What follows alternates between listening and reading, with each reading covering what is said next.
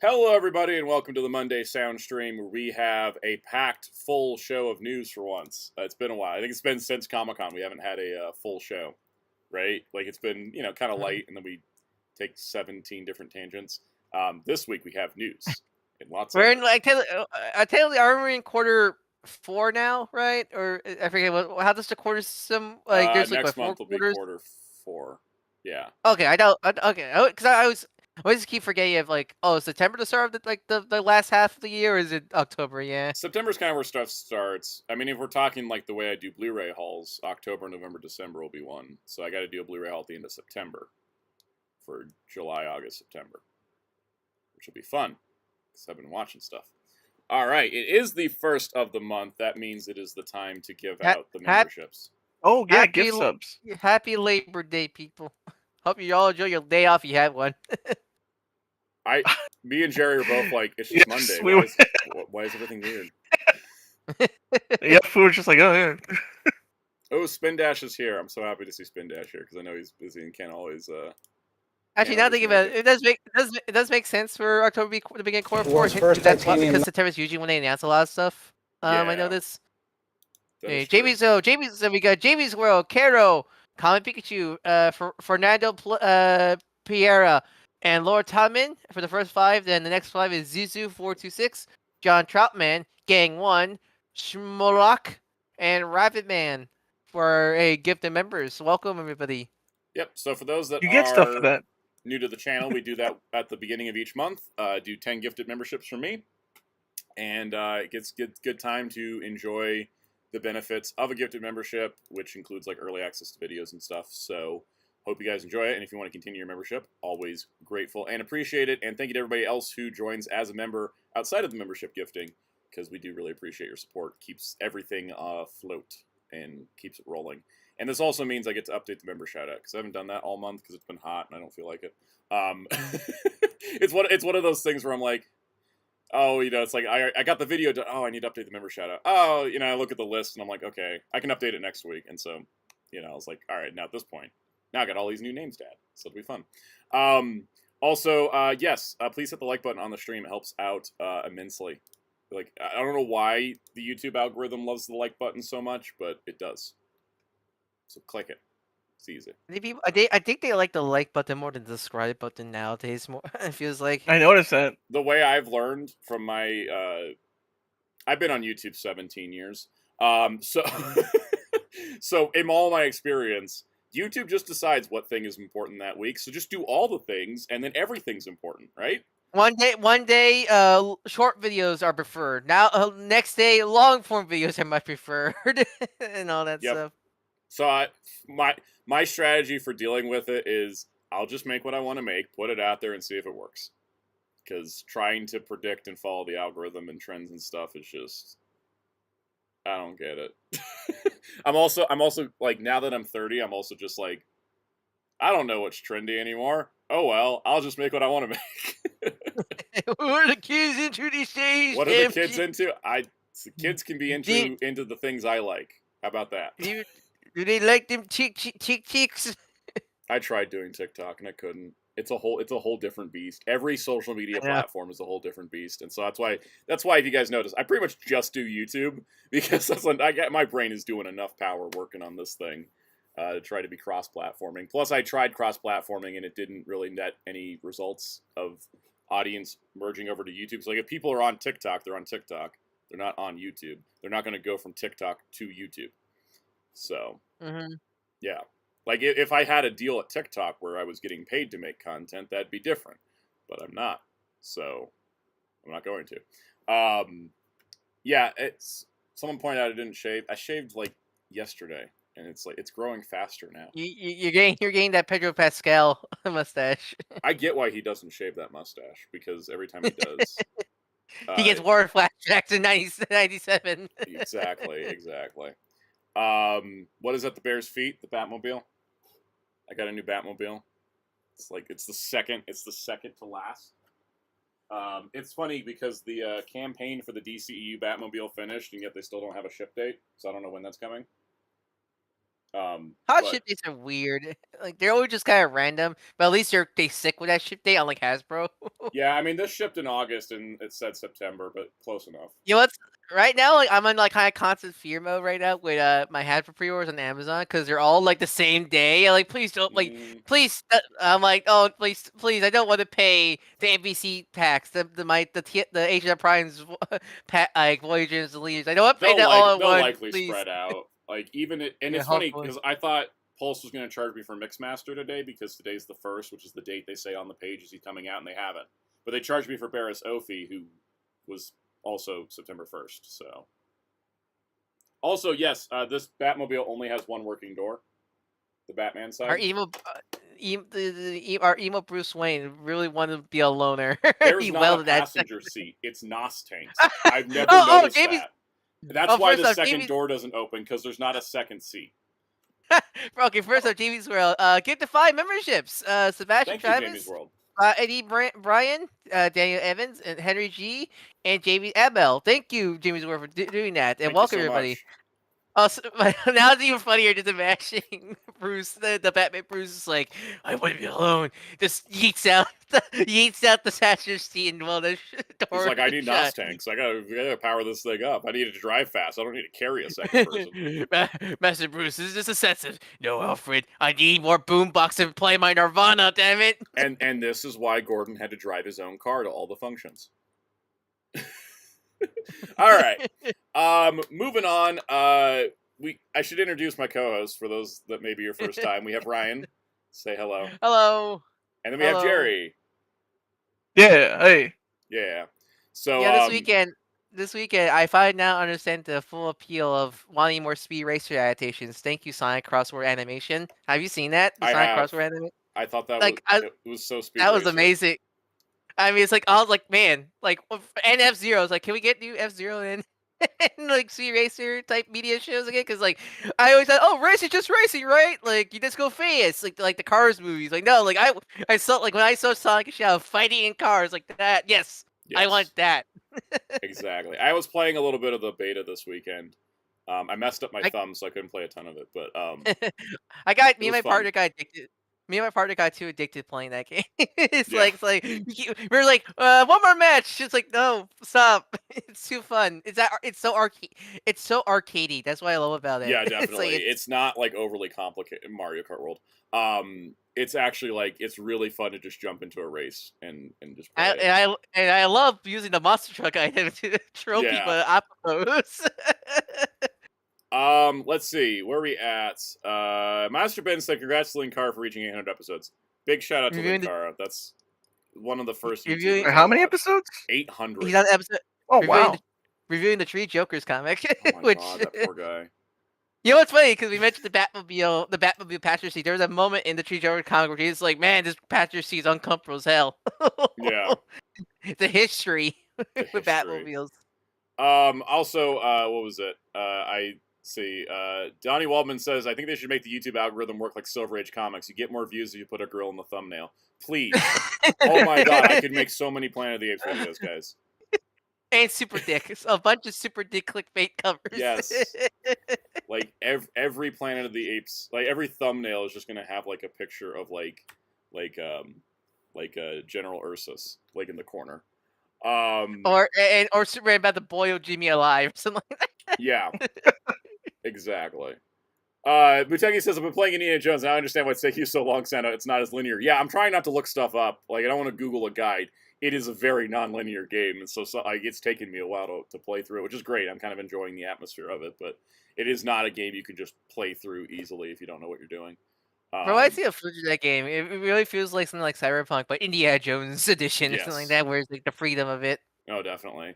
K-Master mentions D23 2025. So, like, for everybody that doesn't know Disney's weird little convention thing, D23 is a big event they do every other year, and then every other year to that year, they do Destination D, which is a smaller D23 event.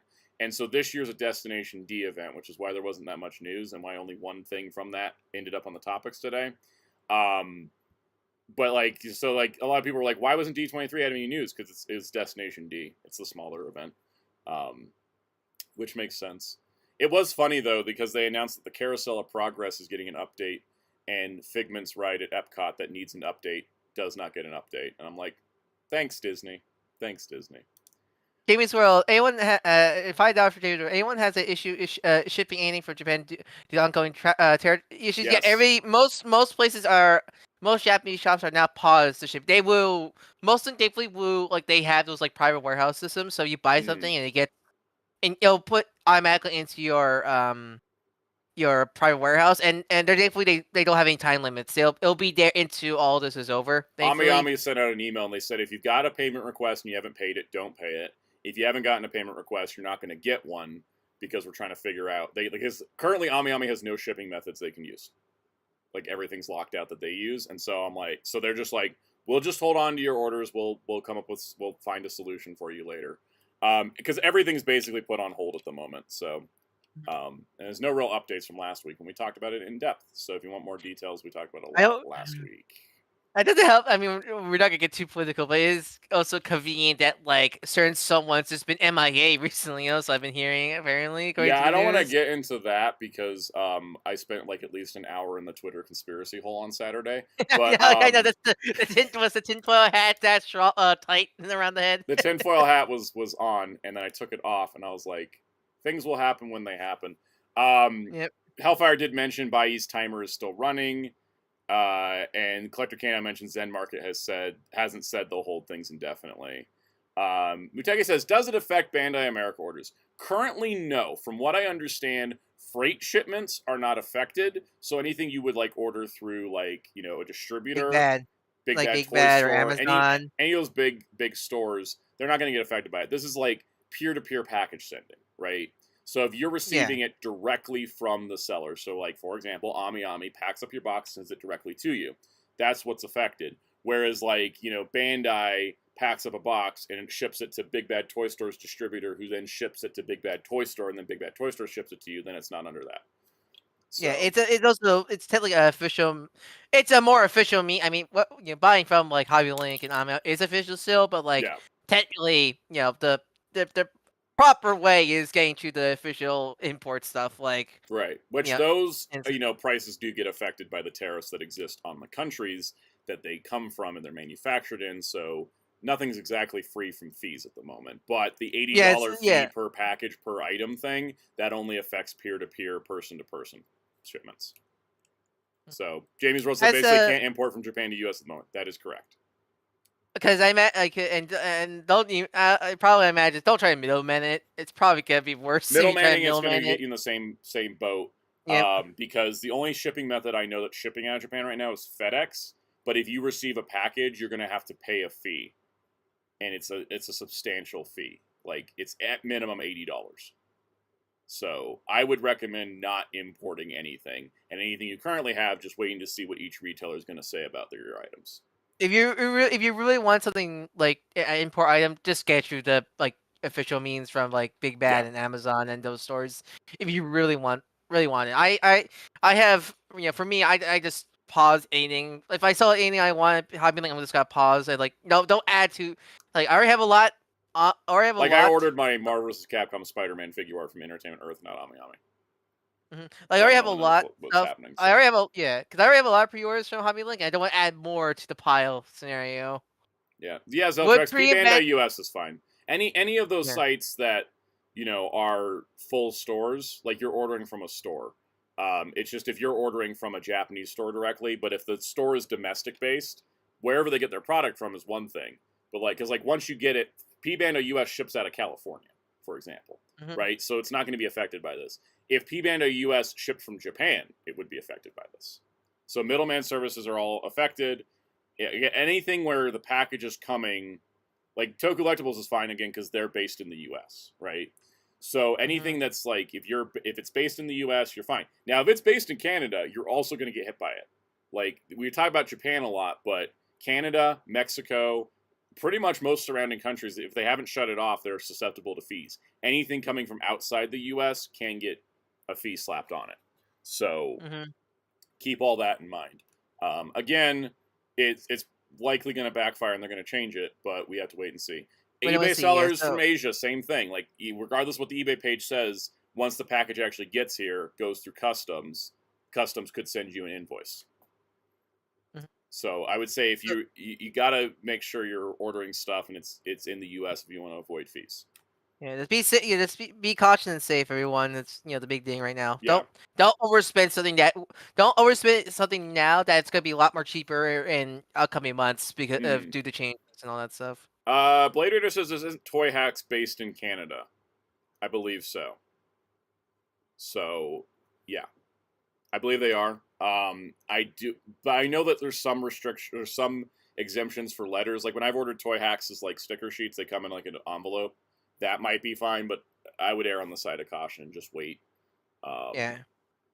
Yeah. Lord Jaffrey says, "Hey guys, sorry I haven't been able to join live streams with 2 weeks. Switched jobs and I worked past the stream start time. Still supporting by watching all your videos. Thank you for your support. Hope everything's been going at your new jobs and everything, and wish you the best of luck. Thanks for checking in with us." All right. On that note, let's do a rundown of everybody in our text chat, and I will get the news topics prepped because we got some stuff. Welcome. And here's where YouTube hates us. Yep. Welcome, Zelchex, Emio, Spider-Miss Prime, MJ Klein, Master Ben, Jason, Val Quinnis, Dr. Grid, Hellfire, Muteki, Cosmic Reject, Skyrocker, Connector K9, Spin Dash,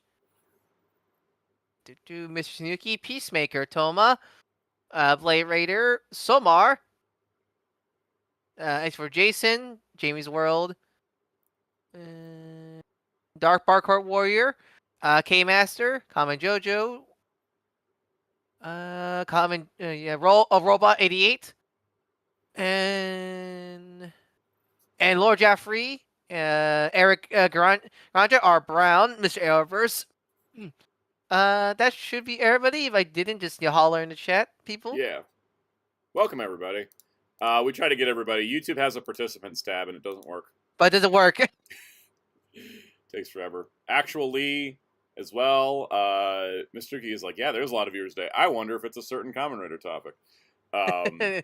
Now they're here. No, they're clearly here for Tron. Yes. I mean, I hope everybody's here for Tron. Veloquid Overwhelming says, around to hold out Tron. hope for Discotek to bring Fighting Foodon's Blu-ray, or am I setting us up for failure each time Discotek Fighting comes around? Foodons. If they have, wait. I don't remember if they've done Fighting Foodon's They on did SD DVD. Blu-ray, or did they do Yeah. just DVD? I think just DVD. Spin Dash can correct. I think he knows. I remember him. Yeah, I would say that likely that's a show that would come to SD Blu-ray because it's a digital produced show and they likely can't get it restored to HD. And I will say that because of Spin Dash confirmed DVD. okay, yes. DVD, yeah, because Mega Man was on DVD for years, and then now they came out with an SD Blu-ray this year. It's always possible that they can relicense it and get a better format out. So What's going? I wonder if they could get the Japanese version. I know the Japanese version, if that shows like weirdly, I don't want to say lost, but like it's like rare. yeah. I heard. I know they said with some of the English shows, like the English version sells really well and the Japanese version doesn't, so they have to make sure that there's enough sales to justify the Japanese version. I'm surprised they haven't done Kiniko Man Nissei yet, unless just the licensors will not get it, because they did Ultra Muscle, but not the Japanese version. Yeah, and maybe sometimes it's the licensing. Sometimes, like I remember with Sonic X, they weren't sure if they could afford to get it, and then they couldn't afford they had to afford to pay for 78 episodes of subtitles. Because they had to. Did they retranslate it, or I forget? Think they redid it because they weren't happy with how Hulu's subs were. Oh yeah, okay. Because I wasn't sure they just used the sub store on Hulu and such like that. Yeah. Okay. And so sometimes they come out quick, like they did Bismarck pretty quick after Saber Rider, but sometimes it takes a while. I think that's also the big thing with the Japanese shows is there's no official subtitles for half of them, so they had to commission. and they said that was the case with Metabots. They said that was a bit of a gamble to do Japanese Metabots because that was completely brand new subtitles for 52 epidays of the original show and like 38 for Spirits. But the hell, I think some shows don't even have fan subs, so they can't like pay. Yeah. Because I know don't they? Because I think sometimes don't they? Yeah, pay the. They did the it subtitle. for Just Beyond. They did pay for the fan subs for Just Beyond. Yeah, I think several of those they paid for those. Unlike a certain company we're gonna get to in the last week's videos. Yeah. Let's get to last week's videos. So last week on the channel did the current state of Tokusatsu home video on Blu-ray in North America. which was pretty successful video. People really liked it. It was kind of fun to touch base on basically all the publishers. I know I left out yokai monster movies that Arrow Video had done. I legitimately just forgot about them. I mean, you already It covered happens. Arrow already, Yeah. so yeah. But yeah, shout, man. You always kind of forget how poor the Sentai DVDs were, man. I keep banging. Every time people were like, "We need to bring the Sentai DVD back," I was like, "Do we?" Because I never thought they were that great. It was nice. It was a good way to have the shows. That's the nice part. Here's the thing, I would like them back if they were better quality. Yes, because I think that's kind of the problem with Welcome Blue Baron. Probably the problem with Emilio Lobato said the Tokusatsu video was really good. Thank you. The problem with Shout's Sentai DVDs is that the quality is not there for the price they sell them at. Yeah, that's the thing. At least with Mill Creek, even their quality is also hit and miss. At least they're so cheap. Yeah, exactly. Kind of makes up for it. And then the other video we did, the comic book haul for August, where I gave a full review of DC Finest Blue Beetle. I love. That's my favorite part of the video because I don't know, something about like, old racist comics are just hilarious to me because like they're just unapologetically so racist that like you just can't help but it's like it was back in the day. Because I think like when you do racist stuff now, like what the hell's wrong with you? But like back then it's like it was just the time. It so was you just the kind times. Everyone hated Chinese people when making Blue Beetle comics, I guess. I know. But yeah, no, I specifically binge read that DC Finest so I could review it in depth for the comic haul because I wanted to do that at least once. I'm really proud of that. And I'm assuming this week's gonna be another comic video you keep mentioning. Yes, I'm going to be doing the event Omnis this week, which I actually need to do a little bit of research for because I realize I actually own like 3 event Omnis and that's it. Like I don't actually own that many of them, so I need to look into a little bit of it. I have enough just to talk. That Fall of the House of X omnibus already gives me an entire video's worth of content. I mean, I hate how that's structured. Like, why don't you not do that in continuity? Or the fact that you every tie-in after main books. Like, no, you don't do that. Yep. And on top of that, Veloquence says, I actually ordered the Blue Beetle Finest Base Review. I'm glad to hear that, because that comic is it's such a great thing to read for like a historical perspective of how a character can become better with the creator. Anyways, with X-Men, the first Krakoa volume is mapped in proper reading order. That comes out at the end of the month. And I'm like, oh, I'm glad they listened now. Yeah. Donnie Walbin says, we really want to read the Golden Age Blue Beetle stuff. Hope they do a DC Finest. They likely won't, because the Golden Age Blue Beetle, Dan Garrett with 2 T's. No, Dan Garrett with 1 T is Golden Age Blue Beetle. Dan Garrett with 2 T's at the end is Silver Age Blue Beetle. Charlton didn't own the original Golden Age comics, so DC doesn't own the original Golden Age comics. They've now slipped into public domain. So there are some really crudely printed versions of those Golden Age comics, and that's likely the best we're going to get because they're in public domain and DC doesn't actually own them. And man, if you want, because Dan Garrett with 1 T was Fox Comics, not Charlton. They purchased the character. And you thought the Charlton the Dan stuff was racist. There was some racist stuff in those, and also Dan Garrett can sneeze and he has a new superpower. Yes. Those old comics. Exactly. Good old Nuka-Cola. Oh yeah, crazy stuff. So anyways, that was last week on the channel. In the world of shorts, I haven't done a fully filmed and edited short in a little bit. I'll do another one this week. But I did one on the NECA Halloween costume kids that people actually really enjoyed that one. That was just spurned on it. I found the Planet of the Apes one. And then I did, of course, because it was Jack Kirby's birthday, I guess also Power Rangers Day. I forgot. Sorry, Jack Kirby's birthday took over my brain. But I did a little tribute to Jack Kirby for that, which I wanted to do. And this week will be some other cool videos. Like I said, the event Omnis. Tomorrow's short is Lego related. So that'll be fun. And then Thursday I'm going to review a figure, and it's probably going to get like no views. So everybody watch it, please. Did that scare? It took 20 years for this guy to get an action figure. And he's only notable for being in a crossover fighting game. Oh. His name is Karis Otoha. Anyways. Jerry and I are like the only people I know that I watch Karis. I used to watch that with my... Exactly. You and I are the only people I know that have actually watched his anime. Everybody just knows Karis from Tatsunoko vs. Capcom. I need that's on the bucket list for so long. I need to watch it, yeah. Mm-hmm. Anyways, I I mean, got but his you, Storm you, Collectibles figure in, and it's so good. I have to do a video on it. How big is it? you, I you, didn't realize. it, He's it like should be 8 inches tall. 8 inches. Yeah. Oh, You, quick, you should hide a Matthew Lillard tag because Matthew Lillard voices him in the dub. I should. That actually would work. That actually would work. Yeah, no, he's like 8 inches tall, but he's like the most articulated Storm Collectibles figure I own. He has actual range. I think it helps Oh, that he's cool. skinny. I think it helps that he's skinny. Mm. Sword collectors like to be buff men. A lot Yeah. of buff men. Because like Dimitri, I have trouble posing Dimitri, and Morrigan can't pose because she's all like out of whack balance wise. But Karis poses so nice. It's great. Okay, to be fair, it's buff men and big titty girls. Yes. It's the problem with sword collectibles. Yep, and I did get the Storm Arena Ken, but I haven't opened it yet. But I'm gonna probably talk about that. All right, let's get to the news. First of all, there is 21 hours left on the Snake Layer, and it's at 6,360 backers. It ain't making that second unlock at 8,000. Unless it's just the miracle happens, that like the Snowcat. Yeah, it would take a Snowcat level miracle.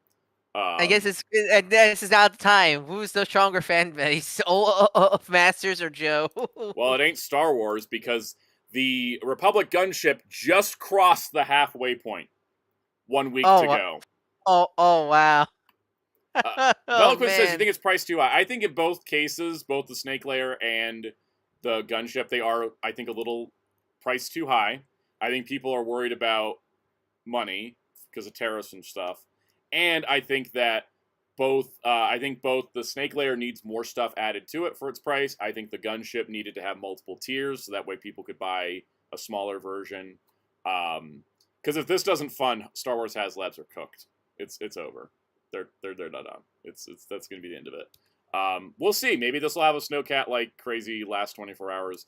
Does this end before we go live next week, or does it end after? 7 days. 7 days. Okay, it is September last 8th. Day. Okay, so we will check in on this on the last day and see what happened. We just do what we did with Giant Man. Just watch just that the clock ticks down. Basically, because we can do that because of the Snowcat. The Snowcat like went from it's not going to fund to it has all its tiers in the last like 8 hours. Yep. Blade Raider, me and Energon Toy fan. Oh, that's not the Snowcat miracle, you mean? Yeah. yeah. Well, yes. Secret tier they added. It can transform actually. Yep. I scrolled down too far. Why am I there? Okay. I was like, I opened a tweet and I was like, that's not the right news. Did you got any of those Joe Transformers collab figures? I didn't get any of them. Not even the Soundwave. I didn't even get the Soundwave because the problem I had with it is I thought that it was a cool idea and then they were all way too expensive for what they were. I know. It doesn't help that they're kind of, from what I see, they're kind of hollow to make up the size because they had to be big to fit the 3/4 inch Joes. But like, but in order to make that, they kind of had to make them very hollow to kind of just due to the price and all that stuff. Also, maybe it's just me, but I'm kind of a little tired of seeing old style O-ring Joes. I kind of wish they go back to like what they did during the 25th anniversary style. Yeah, like the Rise of Cobra, like where they have like the ball joint hips and everything like that. I don't like the O-ring style figure designs because they're they're archaic because they're old. Yeah, it's definitely like an obvious like we're just playing to nostalgia and not actually trying to do something good. I like the O-ring Joes from a nostalgic standpoint, but like if we're talking about action figure quality, I much prefer like the 25th anniversary figures. Like yeah, because I never grew up with any of the O-ring style. I grew up with the the 2000s era like style figures and stuff like that, especially the Rise of Cobra stuff. Because I mean, I got a flashback. I was kind of going through like nostalgia trip of watching some old YouTube stop motion videos I watched as a kid, and I remember one of the YouTubers I used to watch. It was that really cool. Like I think it was like a mobile command base for Rise of Cobra, where it's I don't remember specifically like the one. It's a new vehicle or based on an older vehicle, but it can open up to be like a cool like mobile command base. It has like the jail cell in the middle. That like I remember like, oh man, I remember seeing that video, that thing as a kid and always wanting it scenario, kind of thing. Mm-hmm. All right, let's get to the Blu-ray news because we actually had this week. Yeah, we actually had some for once. It isn't just Discotek. All right, so first things first. Mill Creek Entertainment is now Alliance Home Entertainment. For those wondering what the hell, Alliance Distributors has owned Mill Creek for many years now, and I guess they're just trying to vertically align all their branding. So their home entertainment division is now Alliance Home Entertainment, as opposed to just Mill Creek. They said everything's the same; it's just a new name. That also means our Ultraman spines are never going to be matching ever again. Ever again, yeah. And Unless more they importantly to me, that means the algorithm is going to be different for all my Ultraman videos going forward. Because Mill Creek Ultraman's a pretty popular search term to find my videos on the Ultraman Blu-rays, so I'm going to have to keep putting Mill Creek in the title while also adding Alliance in the bracket, title. Yeah, Alliance Entertainment bracket Mill Creek. Exactly. So, until the new name sets in. But yeah, does it help? I mean, does it help that I think Mill Creek just is a more like, it's always the one thing I know from like while listening to many like people who have, like YouTubers, like how do you make a memorable name if it's easy to spell? Mill Creek's easy to spell. Yes. All that stuff. That's why some people look for it, because like I know, like if you have a too complex of a title name, nobody knows how to spell it, so they're not gonna look it up. Blade Runner, that's a different Alliance, and Veloquin says, okay, now you just need to rebuy every box set with a new logo. Yeah, I was saying maybe there's gonna be that would be crazy, but I would appreciate it if they made the spines match. At least like pick. I think it's more pick a style. Like do you want to go with the Trigger Decker style, or do you want to go with the more older style? Like just pick a style and be happy with it. Mr. Doogie says, as long as they just swap out their logo and keep the rest of the spines the same, I would like. That's what I hope, because when Crunchyroll started reprinting Funimation titles, that's what they did. Like the newer One Piece volumes just swapped out the Funimation circle logo for the Crunchyroll circle logo, so nothing looks different. Yep. Yeah, I don't mind that. So yeah, now that's what their name is, and we'll just keep going. Welcome, Beast Slayer. All right, Naruto Shippuden Volume 8 has been announced for a October release, which I was wondering, because Volume 7 came out, and I was like, where's 8? Where's the 8 pre-order? So guess how far we are now. Are we in the HD area, or are we still remastering? We are in the HD era now. We're in the full HD era, and this set gets us up to episode 220. So that means Volume 9 will be our halfway point. 18 volumes for this show. At least the Blu-ray covers are brand new artwork to really get you through some of those episodes you definitely don't want to buy. That being said, it's got the standard stuff: storyboards, opening, ending clean credits, art gallery, and trailers. These are still pretty priced nicely. Viz has a really good quality sets, and plus, like, they have really good consistency. You know, I've been collecting their recent Ruby volumes, and they're very they're very nice and consistent, which I like when it comes to the series. And that's all I want for a show with multiple volume sets, season sets, and all that stuff. Yeah, because the Shippuden spines match the Naruto spines. Like, it's just the Shippuden spines are orange, and the Naruto spines are blue, but they all match completely. It's great. Uteki's like, you're already there, you can't stop. No, I've always been committed to buying all the volumes, even if I'm never going to watch the show in full again. That boat, you don't want to pop the boat art again? I'm not doing the boat art. It's funny when you think about the boat arc so long, it's probably going to take an entire volume. But yeah, it's 28 episodes of volume for like $40 on Crunchyroll. You can get them like $30 on Amazon. These are really nice sets and a really good price too. If they were like $60 a volume, I wouldn't be doing it. But $30 a volume, yeah. Also, I usually wait till wait till there's a couple out, and then Target does the buy two get one. I just catch up that way. Like, I'm gonna wait till 8 is out, and then get 6, 7, and 8 on a buy two get one. So what, $60 a season? What are you talking about? They aren't Crunchyroll. They aren't Aniplex. Speaking of, we'll get there. First of all, Anime Limited had announced a while ago, we were just asking about this, of when the Devilman Crybaby Blu-ray from Anime Limited was coming.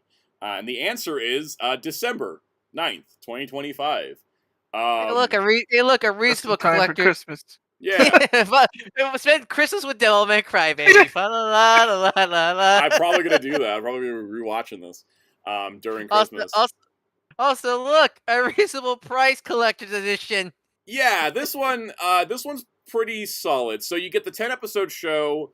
It's got English and Japanese audio, English and French subtitles, because all that anime is a French company.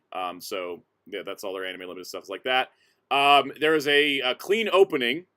It does have the dub. Yes, it does. And it has a 156-page deluxe-sized art book. It is listed as a deluxe edition, so there might be a standard in the future.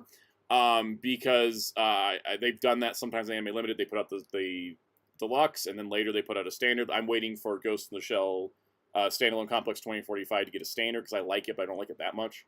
For Crybaby, it's Devilman. I totally am getting the limited edition, because it's great. And I think, I was looking at the price, I was thinking in my head, I was like, okay, you're paying like $55 for the show, $40 for the art book, if you're going by standard anime prices these days.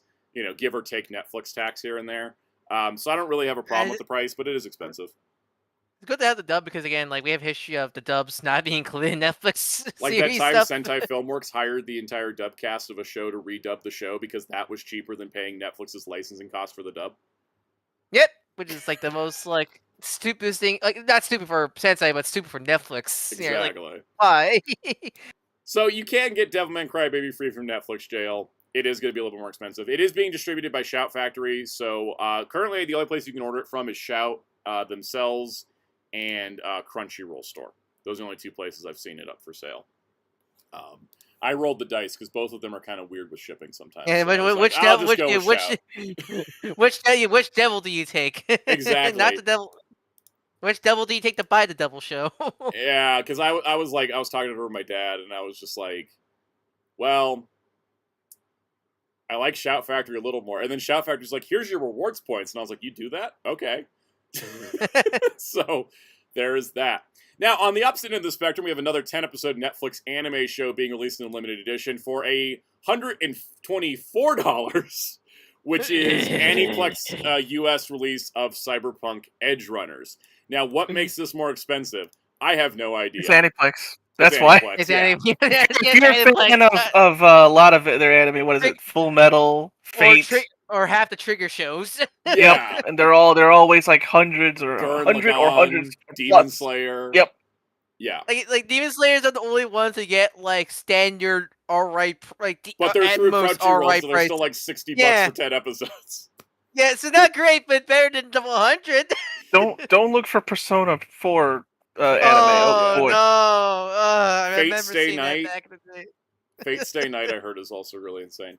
Yeah, that's what I'm saying. The Fate, all the Fates, they're Aniplex. Minor rollback on Devilman. Collector K, this is like the anime limited set for Macross, but for Devilman.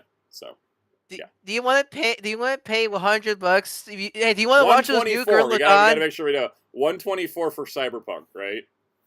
Yeah, well, like I'll never forgive Aniplex for making. If you want to watch those new dubs of the Girl Look On compilation movies, good luck because they're $100-something. And for some reason, they're like, the dub and sub are on separate discs. Even though they're not, they shouldn't. Yep. Also, for being 10 episodes, it's on 3 Blu-rays, which is kind of bonkers. I would say, like, unless they're packed full of bonus features, like, is 3 necessary? No, not really. Devilman's on 2. That seems enough. Yeah. This is, $124. Now, I also want to point out that it does say $155 is the list price, and I'm worried that after it comes out, it's going to jump up to $155. What is included? You get the final episode storyboard as a booklet. You get a smaller booklet with art images. You get a poster, and then 3 animation cells in a sleeve, plus the show. There's no bonus features listed outside of the booklet, the episode 10 storybook, the 3 animation cells, and the poster. But it does include English, Japanese, Brazilian, Portuguese, and Spanish audio, and English, Brazilian, Portuguese, and Spanish subtitles. So at least it's, packed out there. I'm hoping there's some bonus features because the Japanese set has bonus features. The Japanese set's also $300, so at least they're giving us it for half. Some plus question mark. Yeah. Here's my problem with Aniplex, especially the most is you didn't have on your on the list, but like there's that new Back to the Future 4K that got announced, and what I like about that, there's options. You can either get the individual films individually or in a trilogy pack for only $44, which actually is a steal because like the individual steel books are like $33. And then there's like a fancy 4K box set. And and then there's some new bonus features which are on a bonus disc included with the single release of the first movie. So if you already had the previous sets, you just have to buy the first movie again to get the bonus features. Because there's the individual steelbook releases the 4Ks, the trilogy pack, which is just in regular 4K cases, but you're getting the 3 movies with the 4Ks plus the new bonus feature for only $44, which that's a steal, honestly. Then there's that big mega $100 thing that comes with a bunch of bonus goodies. Like, I like that because there's options. You can pick and choose how much you want. My problem with Aniplex is you're always stuck getting all the expensive, like, here's your goodie stuff, which... Yeah, there's no standard release for this. It's just this set. Like, which I hate. Aniplex keeps doing that. I hate that so much because, like, the goodies are nice, but, like, I just want the show. I just want the show. I don't want all the goodies and such as that. And... also, that's right. Zeltrex did mention they are showing the first Back to the Future movie in IMAX on October 31st. Oh, that's cool. Sounds fun. I want to go. So, here's the thing. You could purchase... Oh my god, Jamie Carmenci for your line April. Still over $100, all you get is postcards. Exactly. I hate Aniplex's prices. I have never purchased an Aniplex release until this one. Same. Because I did, I will say I did order this for 2 reasons. One is Cyberpunk. It's Cyberpunk. 2, I can recoup a little bit of money because I'll do a video on it. I got the business acumen to at least, like, I don't like the price, and I'm going to complain about the price, but I can make a video on it, and so there is, like, that aspect as well. I don't buy things just to make videos on them, but in this case, I do still want the show. It's your tax write-off. It's your tax write-off. It's my tax write-off. You also see a video on Devilman. This is how this works. Also, in case anyone wants to know what true value is when it comes to Blu-ray, you can spend $124 for Cyberpunk, 10 episodes with some nice physical bonuses, or you can spend $148 and get the entirety of Murder, She Wrote, 12 seasons and 4 movies for 12,978 minutes, plus bonus features on 62 Blu-ray discs. And you've seen Sam's last haul video. That's a whole, like, cinder block. It is. Size. It is gigantic, and it is only, like, what is that, $23 more? Mm-hmm. That is value. And in a weird twist of fate, more people die in that show than in Cyberpunk. Really enough. That's because Jessica B. Fletcher is the angel of death. Everywhere she goes, murder follows. Everything I touch dies. Exactly. So, anyways, that's for anyone that was wondering the perspective on Blu-ray prices in North America. That is why we complain about this. If for people who want to who really like Sound's home media reviews and want to see a bad thing, stay tuned for later in the channel because there's a certain set you got recently for free. There's a certain set I got, and we will talk about that later because I got to do some research and we'll figure it out. All right, moving on. Arrow Video. Arrow Video announced their November releases, which kind of leaked last week, but here we got the official release. So we are getting The Mask in 4K and Blu-ray, which, of course, is the classic movie, the only movie to adapt that concept ever. There is no others. It will be releasing November 11th in US, Canada, and UK.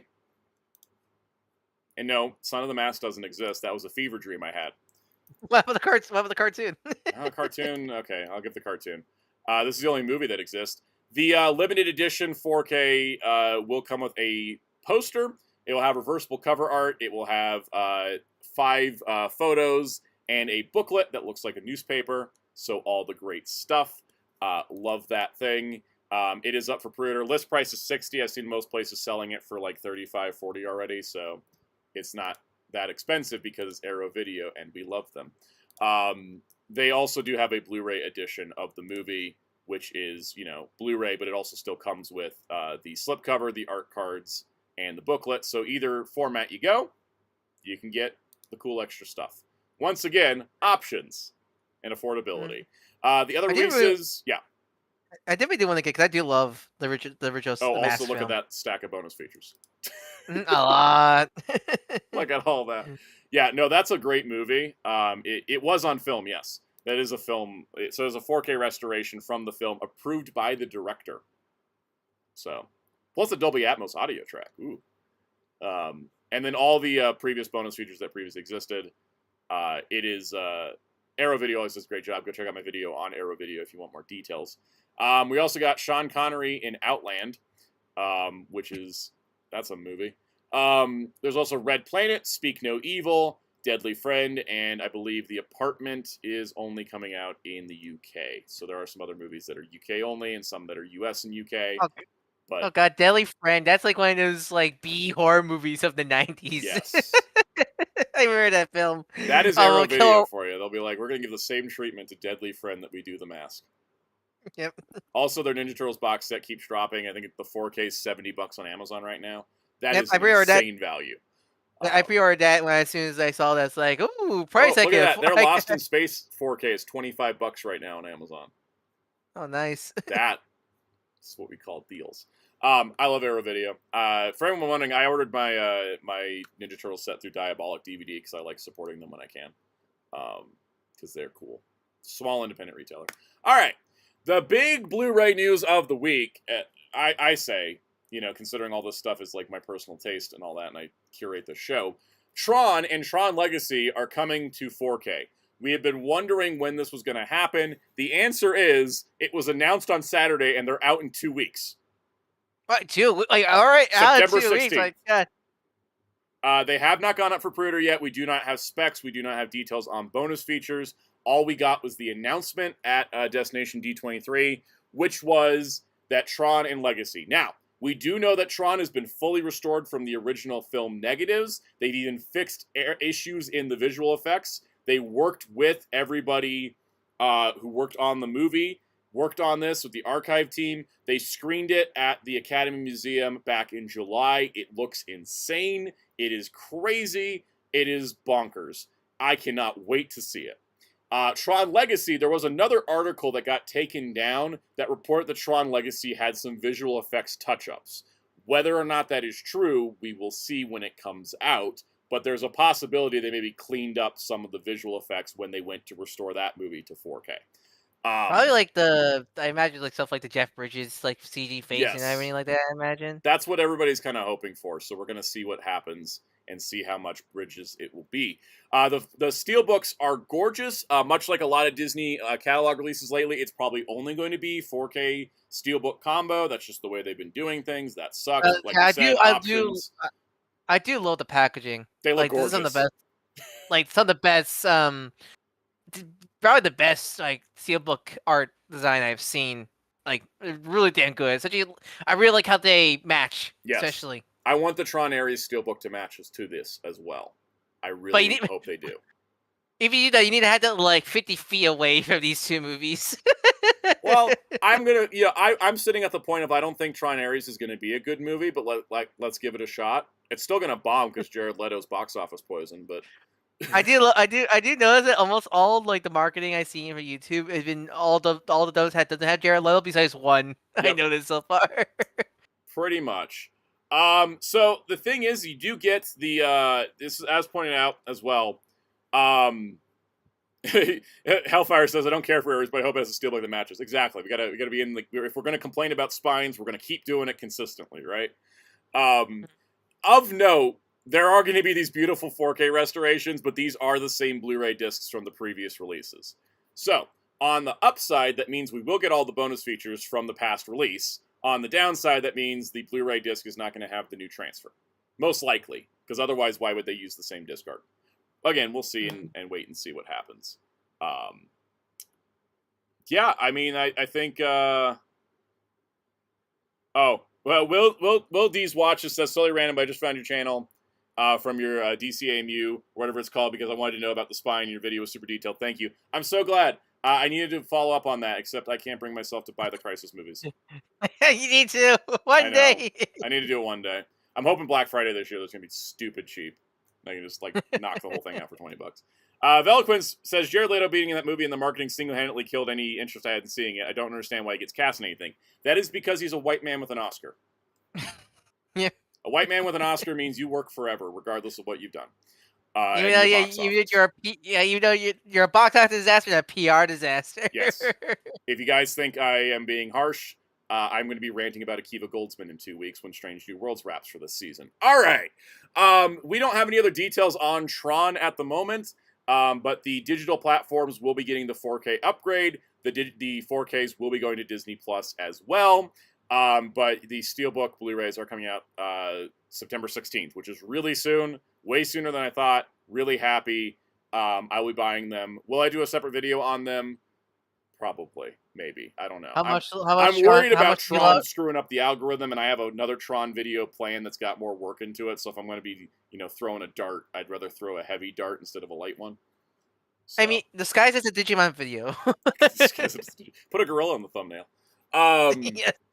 Cyber gorilla. Just put primal. Yeah.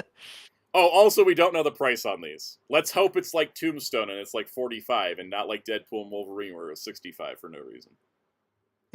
Yeah.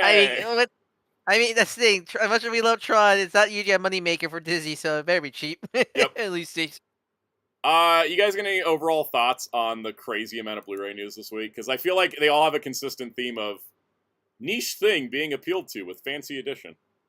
Yeah, no, I'm just happy. I mean, it's really great to see, especially it's just kind of fun. All these are coming out, like the Turtles and the Tron and the Mask. They're all like coming back to back to back to back. It's like, my God. And people say home media is dead. Yep. See you later, Mr. Tanuki. Okay, we're gonna talk about. We're gonna move into entertainment news. We're not gonna talk about the Zeztz Simulcast as the entertainment news category. I have one entertainment story. And I have enough to say about it that it can be its own little chapter timer. Oh, yeah, everybody's saying, please give Uprising release. I 100% agree. I'm not holding my breath, though, because... Yeah, but it's a cartoon. We don't even have X-Men 97 on Blu-ray, okay? Yeah. we still don't? We still don't. Nope. And that it's a cartoon. It's a cartoon that got canceled. So, yeah, very slim pickings for that one. Donnie Waldman says, I'm happy for the fans of that stuff, but none of them are niche things, unfortunately. Being happy for other people getting stuff, I think, is a great way to live. Be like, well, I didn't get anything this round, but look at all these other people that are happy. I think that's a good way to experience fandom in life, I think. I agree with that. Yeah, Veloquent says, I'm sick of constantly upgrading stuff. Back when HD, DVD, Blu-ray came out, I settled it on Blu-ray, I told myself, at least I'll never have to get this again in my life, and then 4K happened.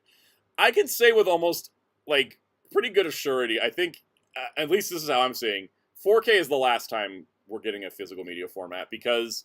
fun fact about your eyes, the human eye can't perceive any quality higher than 4K. Yeah. 8K. Yep. I don't think 8K is becoming a thing. 8K is not going to become a thing. You could shoot things in 8K to look nice, but your eye literally can't process above 4K. It's just how it... Until we get cyber eyes, your natural human eye can't process above 4K. Yeah. So... Yeah. God, do That's not going to stop a tech company, so... Yeah. Have you ever experienced HD DVD sound? I have one. It's the first Transformers movie. Oh my God! Really? You reminded me of an old story about HD DVD sound out. What is it, Cass? I want to hear it. Back in FYE, when we're buying Blu-rays, there was this one FYE clerk that was like, I guess, an HD DVD evangelist or something, because he was mocking me and my dad for getting Blu-ray. He was saying Blu-ray was never gonna be popular or last, and my dad was like, "I'm pretty sure Blu-ray's gonna last, and HD DVD's not gonna." Look where we are now. That dude was like oddly confrontational for an FYE employee. I wonder if that guy posts on Twitter with hashtag Restore the Snyderverse. Sorry, that was too easy. I had to. I say this as someone that actually kind of liked Zack Snyder's DC movies. It's Snyderverse ain't never coming back. The people that keep thinking that it does are people that can't move on. FYE, I don't know why he was so confrontational. I didn't know the mall on the west side of town still had an FYE, because I haven't been to that mall in 6 years, and the FYE was still there.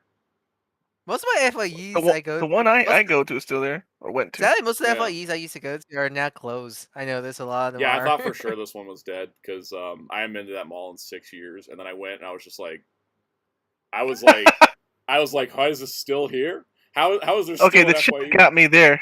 That was funny. Oh, Veloquent says, imagine if they only released Zack Snyder Justice League on HD DVD only. Oh my gosh. Oh, that's good. All right, speaking of Warner Brothers, It's funny. My news source here is not like the actual source, but it's actually Jacob Fisher runs discussing film because I thought this comment was great and brought up a point. So, Mortal Kombat 2 was supposed to be coming out in October, but it is now coming out in May of 2026. And you know what's the biggest shock? I'm more shocked that the guy that runs this country has their own account. Yes, it's really funny because like I find enjoyment from all of his Wallace and Gromit tweets, except that's on the main account.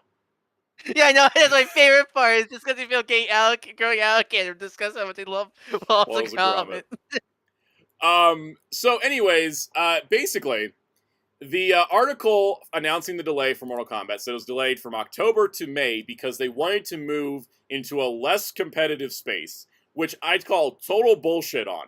Okay, so what was coming out in late October when this movie was? The Bruce Springsteen biopic and Paramount's Regretting You, which is not totally the same audience for Mortal Kombat. Now Mortal Kombat's going to come out a week before The Mandalorian and Grogu and a week after The Devil Wears Prada 2. Good luck. Good luck, Mortal Kombat 2. That's Warner Brothers distributing that film, right?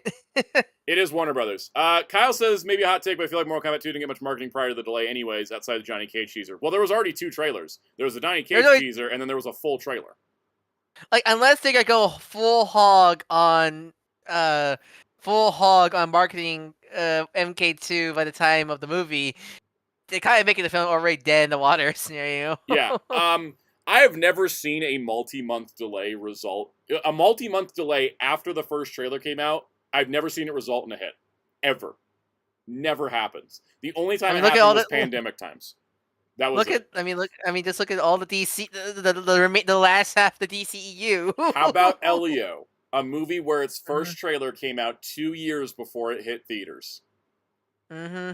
Sonic is a good point, but here's the thing. Sonic put a trailer out. They delayed it by, I think it was only 6 months, right? It was one trailer. It was the first Ugly Sonic trailer came out, and then and only like a couple weeks later, they posted we're delaying the movie to rework the design. Yep. Then months later, they put with a teaser image of Tyson's redesign.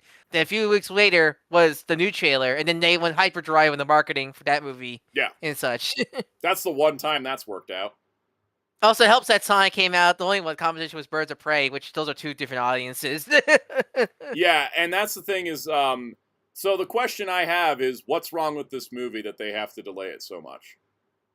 Because it seeming like it was ready to go. There was hype and buzz out of Comic-Con for it. They didn't have a competitive window. The only competition in October for the IMAX screen was Tron, which we know is not going to do well. I'm pretty sure Todd went full hog with the Mortal Kombat Classic because they were kind of movie tie-in figures, technicality. Because the movies are using the classic designs this time. So yeah, so like it was all like everything's prepared. It's one of those like clearly everybody was getting ready for this one to come out. What, October or October? It was going to be the end of October. It's going to be right around Halloween time, which I thought was going to be perfect because it's Mortal Kombat. It's got a Halloween season vibe to it. Mm-hmm. This feels like there's another option that Warner Brothers feels confident in the Mortal Kombat brand to compete with Devil Wears Prada and Mandalorian and Grogu. But they also shut down Mortal Kombat 1. Yeah, they also shut down Mortal Kombat 1 because there wasn't enough people playing, right? And the DLC wasn't selling well. So I don't think Mortal Kombat's a strong brand. And if that was their intention, like that's up to the levels of we thought Megan was Superman. Wait, hell, the Mortal Kombat Classic Collection coming out. That's technically a tie-in. That's technically a tie-in to this movie, also technically. This is giving me G.I. Joe Retaliation vibes. Yeah, Remember they delayed that movie last minute in order to give it a 3D release, and then all the toys were clearanced out before the movie released? Robots used by Warner Discovery. I'm not sure if that's I don't think the that has reason any effect on it because they didn't shift studios. They're still staying on the Warner Brothers side. I gotta tell you though that like Mandalorian and Grogu, is the first Star Wars movie in theaters in 7 years, and I think it's going to do pretty good. And also because the Mando show is still well loved, but more importantly, Grogu is the one. Grogu started a sensation of giving a baby version of a character to everybody, but Grogu is the only one to actually work. Yep. Do not underestimate that they put Grogu in the title for a reason. like that's the thing, where Mando and Grogu do well because of the whole like Disney Plus because the catch up whatever, it's still Star Wars no matter what. Yep. That's still Star Wars. You're fighting against Star Wars. Even Never Star again, Wars' lowest box office was still higher than every Marvel movie this year. Still you're fighting against the chickmunks tried to take down Star Wars and they got assassinated by for that reason alone. Also, another thing that people don't realize outside of the genre space is that the Devil Wears Prada 2 is going to be coming in hot and heavy. People are so excited for that movie. I don't see the excitement on like normal nerd spaces. I see it on Instagram and stuff. But the paparazzi had to get people off the street to film the movie, and they had to like clear hundreds of people that were looking at the filming through windows in New York City. The heat for Devil Wears Prada 2 is way higher than anybody realizes. That's the thing. That's a lot of movies that if you're not like a lot of movies that aren't in the nerd pop culture space are like underrated hits for those people because like you go like I never heard of this movie. Why is it doing so well? Well, because it's not in your sphere. Exactly. You'll be really surprised how well certain things do when you're not in that sphere. And the demand for Devil Wears Prada 2 has been so high for years that it's already got hype and marketing, and they haven't released a trailer. They've just been filming in public. It had the same level of heat that Spider-Man had, just in a different circle of people. Mm-hmm. Like, there was a thing, I saw Anne Hathaway was trending the other day because she slipped on a step and landed kind of like she did when she slipped on a step in Devil Wears Prada, and it was trending because of that. Mm-hmm. Mortal Kombat ain't got a chance in the slot. I see people like Kyle and Blade mentioning the whole like the homework thing or the people stick up. No matter what, again, like you always those are definitely arguments, but again, in this case scenario, if you were just a casual moviegoer, what do you rather see? A movie that you don't of a video game you don't know about, or Star Wars. Also, if you're under the age of 17, guess what you're not seeing? Yep, it's always gonna be Star Wars because it's Star Wars. It's a safe popcorn movie to watch scenario. Yep. And on top of that, the homework thing, if people were interested, they would do the homework. That's the thing that Marvel has not grappled with, is that people just aren't interested in what they're putting out anymore, which is an overall brand damage problem that we can get into another day. But the thing is, if people were like, oh, I have to watch all this stuff for Thunderbolts, it's not, I get to watch all this stuff to watch Thunderbolts. It's like, oh, I have to watch this stuff if I want to see Thunderbolts. It's people coming up with an excuse to not see it because they're not interested in it. Mm-hmm. So, yeah, anyways, that movie, also Mando and Grogu has like very famous people in it. So it's got Pedro Pascal. Yeah. I mean, I was going to say not even Pedro Pascal, but let me go double check who's in that movie. Because I know they pulled a bunch of people from streaming, but I gotta remember now because I know they've added a whole big cast. Oh yeah, Sigourney Weaver's in it. Oh yep, there you go. People show up for Sigourney Weaver. Yes. Also, Jeremy Allen White is a pretty well-known name nowadays too, mostly because of the band. You mentioned I know different actors, but all I can think of is for I still quite how Disney released the video, but like you saw that one video Disney released for Freakier Friday of Jamie Lee Curtis where her boobs look gigantic. I know, it's like how this got fruit. I got like how did no one saw that? I saw that when I watched the movie, and she was wearing that outfit in the movie, and I was just like, because it was as a teenager in her body, so she was wearing a different outfit than she normally would. But I was just like, that thing is squeezing in exactly the right places. This is crazy. I know. It's like, man, that's like the best marketing I feel has got it. I feel like legit. Freakier Friday is legit like a good movie though. I talked about it a few weeks ago. But I like the original. Yeah, if you like the original, you'll like the sequel. It is solid. I'm getting all the Zeztz stuff up. But yeah, no, it's kind of crazy what can market a movie. Like movie stars are 100% a factor. Like the new Jurassic World movie, I don't know anybody that likes it, but it made a bunch of money because it's got Scarlett Johansson in it. It's why so many anime films so heavily marketed on we got X actor playing X character in the thing. Such like that. It's frustrating, but it works. It does. It does legitimately work. Okay. Speaking of not working. All right, so we are going to talk about Kamen Rider Zeztz and its simulcast announcement. The way we're going to do this is I'm going to go through all of the information they have given us officially, and then we will talk and discuss it. Because, oh boy, do I have some thoughts. Yeah, because we need to. Yeah, because if some of you missed the news, which I don't blame you, because a lot of this information was only on social media. As usual, so, it was a terrible rollout of information. So here's our 101 of what's going on with Kamen Rider Zeztz. Yes. So a few months ago, we had gotten the news that Kamen Rider Zeztz would be broadcast worldwide, and I think when the announcement came out, I remember saying this, and you guys can go back and find clips and contradict me or whatever. I remember saying, yes, but what does that mean? What format is that going to be? Where is it going to air? Is it really a simulcast? We have all those answers now. Okay, so first things first, you can watch Kamen Rider Zeztz live on YouTube Saturday at 7:30 p.m. Pacific time. That's 2 hours after it airs in Japan. Then you can watch the first episode again. You can watch the first episode at that time, and then it'll be available again on Sunday and then the following Friday. The thing that is it also on Twitch also? No. They said nothing about Twitch. I thought I saw something about Twitch. I have no idea why they rebranded the Tokusatsu Twitch page for Kamen Rider to Zeztz last week, because they did not mention Twitch whatsoever. Okay. Now, disclaimer, this YouTube live stream will not be archived, but have replays. We will get into that. These streams, at these times, will be available to stream in the US, Canada, UK, Australia, and New Zealand. Other regions will have other broadcasting and streaming in different regions. For the MENA region, Spacetoon Middle East, Spacetoon Turkey.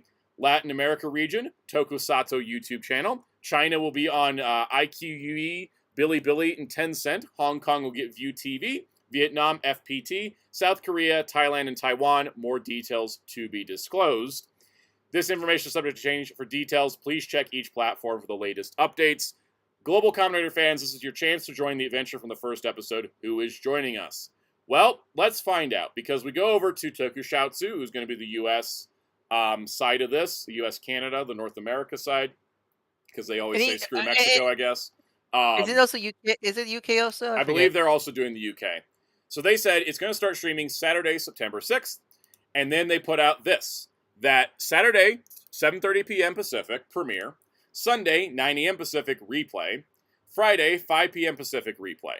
And yes, that is right. They're covering US, Canada, Puerto Rico, UK, Australia, New Zealand. I guess screw Mexico and the rest of Europe, because Toei doesn't seem to think they exist. The Latin America stuff may cover Mexico. Depends. I'm not going to get into that details now. So, that is what it says. Is that it says it's going to premiere at these 3 times on Shout Studios and Tokusatsu on YouTube. Now, somebody rightfully asked, will we be able to stream the show on demand after the premiere? And Tokusatsu unprofessionally responded with a cat gif. Yeah. No. This reminds me of the time that Tokusatsu tweeted, tell us you want more Sentai DVDs without telling us you want more Sentai DVDs, and then responding, we were just doing it as a joke, we didn't actually mean it. Oh my god, they did that, really? They did that. I remember that scar in my brain. Oh my god. Woof. So, then they deleted this tweet because they realized how bad it was and put up an actual professional response. Some tips. New episodes will play 6 times at each showing, and prior episodes will play before the new episode as weeks go on. There will also be many mini marathons once more episodes have been released. Plenty of chances to catch up if you missed the initial premiere. Okay. That's a lot better. That's a lot better worded and a lot clearer. So, that is the facts. If you want to watch Kamen Rider Zeztz in the regions that Tokusatsu is covering, you have 3 stream chances where apparently they're going to loop the episode 6 times over at each of these times. And then they said there will be mini marathons in the future and other stuff.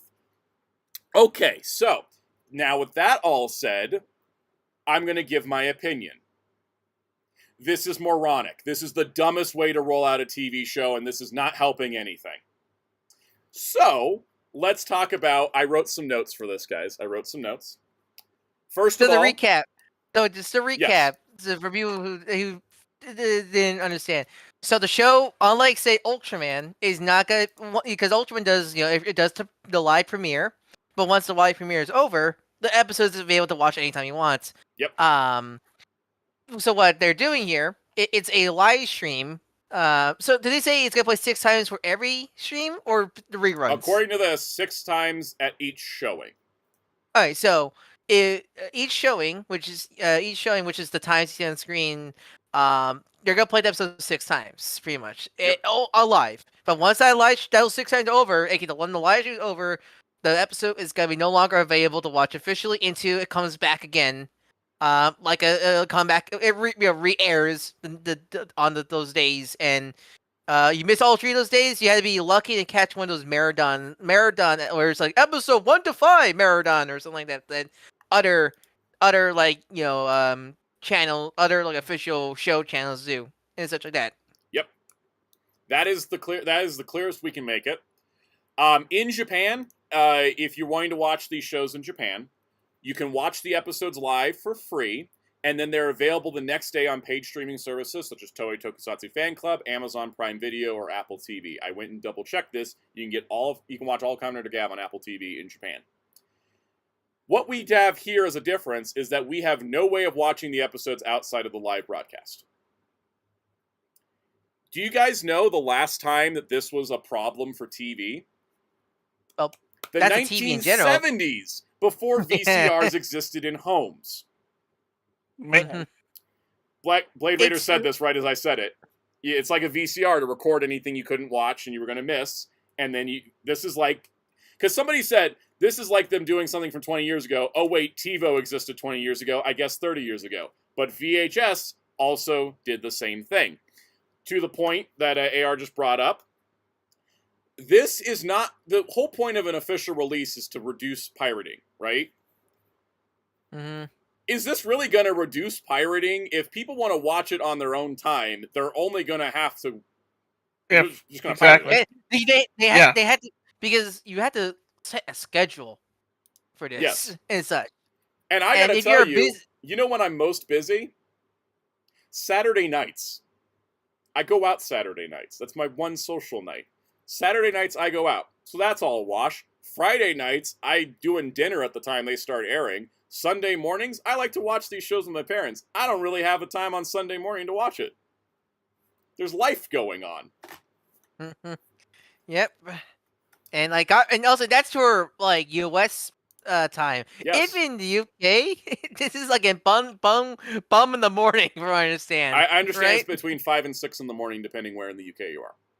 Yikes. That is, hope you really like your tokusatsu. Yes. So, I'm going to, Kaus, do you have any thoughts on this before I move into my speech about how we grow audiences? No, the only thing is they're gonna be like, why? You know the meme, Eric Andre, he shoots him and goes, why did? That's basically them. They shot Hannibal and they're gonna be like, why? Forcing people to pirate. Why are people pirating? Yeah, because I see some people make everything hard to access. Why are people pirating? I saw some people bring up, Super 8 did this also, didn't they? No, they didn't. So back during Zeztz and Trigger, they don't do it anymore. But during Zeztz and Trigger, you got when the episode appeared, you got 2 weeks to watch it. It was still you can watch it anytime you want, but you just had those 2 weeks before they private the video. But then, even then, during Zeztz and Trigger, they just re-upload the episode later on with multiple subtitles, from what I remember right. Yes, that's correct. It'd be available for 2 weeks, and then a few weeks later, you'd have multi-subs come up, and then they'd stay with the multi-subs. And now they've got multi-subs from launch, and the whole show's available. The only time it gets taken down is like in the US, you can't watch certain shows because Mill Creek licensed them, but then they're available for free on Tubi. They're on Tubi. Yeah, Tubi or Prime. Yeah, you can still watch them free on Tubi, just with ads and all that stuff. So, I wanted to discuss the pros and cons of this, because I want to make sure we have, an equal discussion. The pros. Simulcast. We finally got our simulcast we've been asking for. The cons. If you can't catch it live, you can't watch it. Also con, it may only be English subtitles, because they didn't actually say what languages it's going to be available in. That's the thing. I'm curious. Is it gonna be the YouTube closed captions like Ultraman, or is it gonna be baked-in subtitles in the videos? The trailer and the press conference were uploaded, and they were baked in hard subbed English. So I'm going to assume that's how it's done, but those were uploaded to Toei Tokusatsu World, not to Tokusatsu. No, the trailer was on Tokusatsu. That's right. Trailers Tokusatsu, the press conference was on Toei Tokusatsu World. Mm-hmm. So, the other thing I'm going to say, and I hate that we've never moved past this. How long have we been doing this Kamen Rider Western rollout thing? Like 5 years now? 5-6 years? Since what 2021? Like it was right after the Soraya was getting serious with it, pretty much. Okay, so I'm gonna have the same. I've had the same complaint with every single part of the Western rollout of Kamen Rider, and the fact that it's not improved means nobody's hearing me on the company side. All right, so let's recap. Right when Bluefin announced that they were bringing over Kamen Rider toys to the U.S. And for people who don't know, because it's been so long, Yes. Bluefin was once Bandai America's import division before they just absorbed into be just Bandai Namco Toys and Collectibles. Yes. So before they were absorbed into Bandai Toys and Collectibles, they were on separate distributor, and they got a deal with Bandai to bring deluxe Kamen Rider belts over and CSM belts over. Part of what Team Kamen Rider was the branding, yes, right? Team Kamen Rider. They're like, our whole point's bringing Kamen Rider to the West. And at the time, it was just toys, and I was like, so what about shows? And I asked them directly. And they said, well, we are going to try to work on the shows, but we're mostly focusing on the toy. I'm okay. And I asked them this question. They never answered for me. They left me on red. I said, golly, what is the plan to sell these toys to people who have never seen the shows before? Silence. All right, fast forward. We get Kamen Rider on streaming from Tokusatsu with 01, with the original Kamen Rider. We start getting the Blu-rays. Now we're starting to get somewhere. You can suddenly... somebody who's never seen Kamen Rider before can go on Tubi and watch Kamen Rider and find out what it's like. What do we get there? Well, we get Kamen Rider, we get 01, we get Kuga, we get Ryuki, Silence, we get Geats, done. Nothing else. That was the one thing that was accessible to new fans. That was it. When they brought Futo PI over. And that's only for the Shout Factory side yes. of this whole deal. Exactly. Now, fast forward. Futo PI comes over. They make a big showing of it at Anime Expo. It shows the Toei people that there is a big Kamen Rider audience in the West. And it's like, oh, that's a big deal. They market Futo PI like total dog shit. I'm still mad about this. I'm not mad about this, but I'm still mad about this. They do not advertise it as Kamen Rider. Yeah, that was the big thing. I remember people getting shit about people were jumping on me because I said it's probably a problem they're not marketing this like a Kamen Rider show. Even though, like, people think, I see some people like, oh, because it's more focused on detective. No, it's Kamen Rider Double Sequel. It's a Kamen Rider Double Sequel, the full-on Kamen Rider Double Sequel series. I have been vindicated by being right about this. Futo PI was brought over with the same marketing and branding it had in Japan, which was Futo PI. No Kamen Rider name. They kept the Kamen Rider stuff out of the trailers even, and I was ringing alarm bells. It's like, guys, they need to be marketing this as Kamen Rider because this is not going to work the way they think. At least advertise it to people who watch, like, SSS Gridman at the very least. There was a potential to work with. Here's the problem. Because Crunchyroll has a comments section on their website, which I think is very good at this. We're not talking about Ride Commons. I didn't discuss it because we have all the Zeztz stuff to talk about. So my thing was, the first episode of Futo PI aired. In the first scene, you have the Kamen Rider stuff. They're doing, like, the first episode of Double Recreation. And I saw so many angry comments from anime fans who thought they were tuning into a neat detective show that had monsters they were trying to investigate. And they kept saying, what is this Power Rangers crap? What is this superhero shit? I thought this was a detective show. No one said that about SSS Gridman, because guess what? They advertised the Gridman part of that show, like, from the get-go. Exactly. There's no comments about that. From the trailers and marketing, there was a lot of people, the usual Crunchyroll audience that watches seasonal anime, that thought that Futo PI was just a detective show with a monster element, not that there was a superhero element, and they had no interest in a superhero show. They felt lied to. They completely dropped the show after the first week, and guess what? We're back to existing Kamen Rider fans, because Kamen Rider Double was not officially released prior to that show airing, so therefore they did not create a new audience. doesn't help, and this is not the fault for the PI, the show itself, but No, of like course not. that show is hard to get new fans because it's a sequel. It's a full on sequel. You to Double. You can't really watch Fudo PI. Oh, you can. It's not a but reboot like Black Sun. But you can You could watch it without watching Double, but you're gonna lose a lot of context for everything. Like I mean, like yeah, because they have Tokuman to be like the new like the audience there again to react to all the writer stuff, but that wasn't. But so that's a small part. Like like if you want to know these characters, you need to watch Double beforehand. And guess what? They didn't do. They didn't dub it. Not even dub it. Oh. Release Double. Yeah, they didn't release Double. They did not dub it. They showed 20 minutes of the Skull movie at Anime Expo. Did not release the Skull movie. And to this day, we don't have a physical home release, which is Crunchyroll talk for this wasn't popular enough. It didn't help that. Yeah. And again, it didn't help that on whoever's in charge, Shaft, Toei, wherever, not releasing Double. I think one of the most most popular, well-known writers. They didn't officially release it here, which you think will help. Like easily just market it before watch you if you're interested in Fudo PI, go watch the original Kamen Rider Double series available now on Tokusatsu or anything like that. Nope, they didn't do that.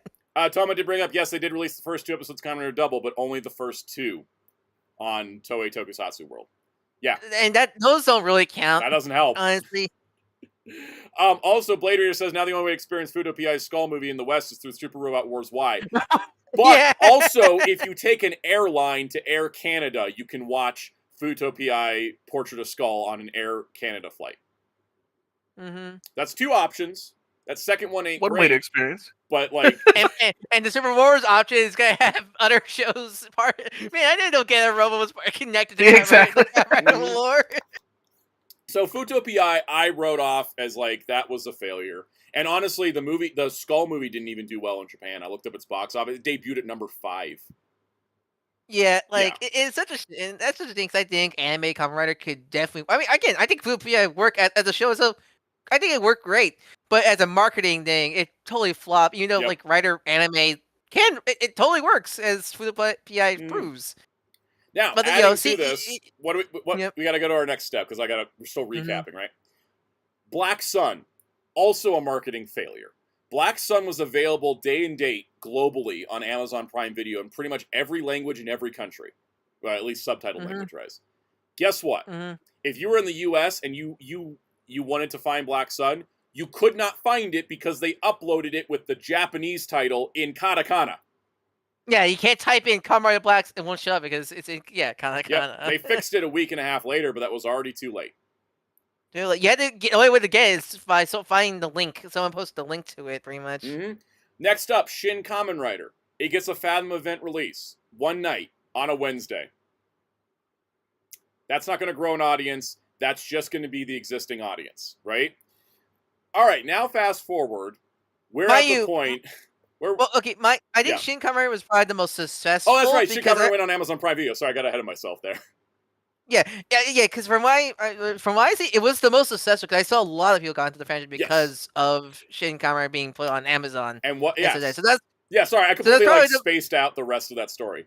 Shin Kamen Rider, after it was in theaters for one night, it then went to Amazon Prime Video, globally available in all subtitle languages. And if you had Prime, you could watch it. It was easy, it was accessible, it was a brand new thing you could jump into, and the Anno name helped carry the marketing, right?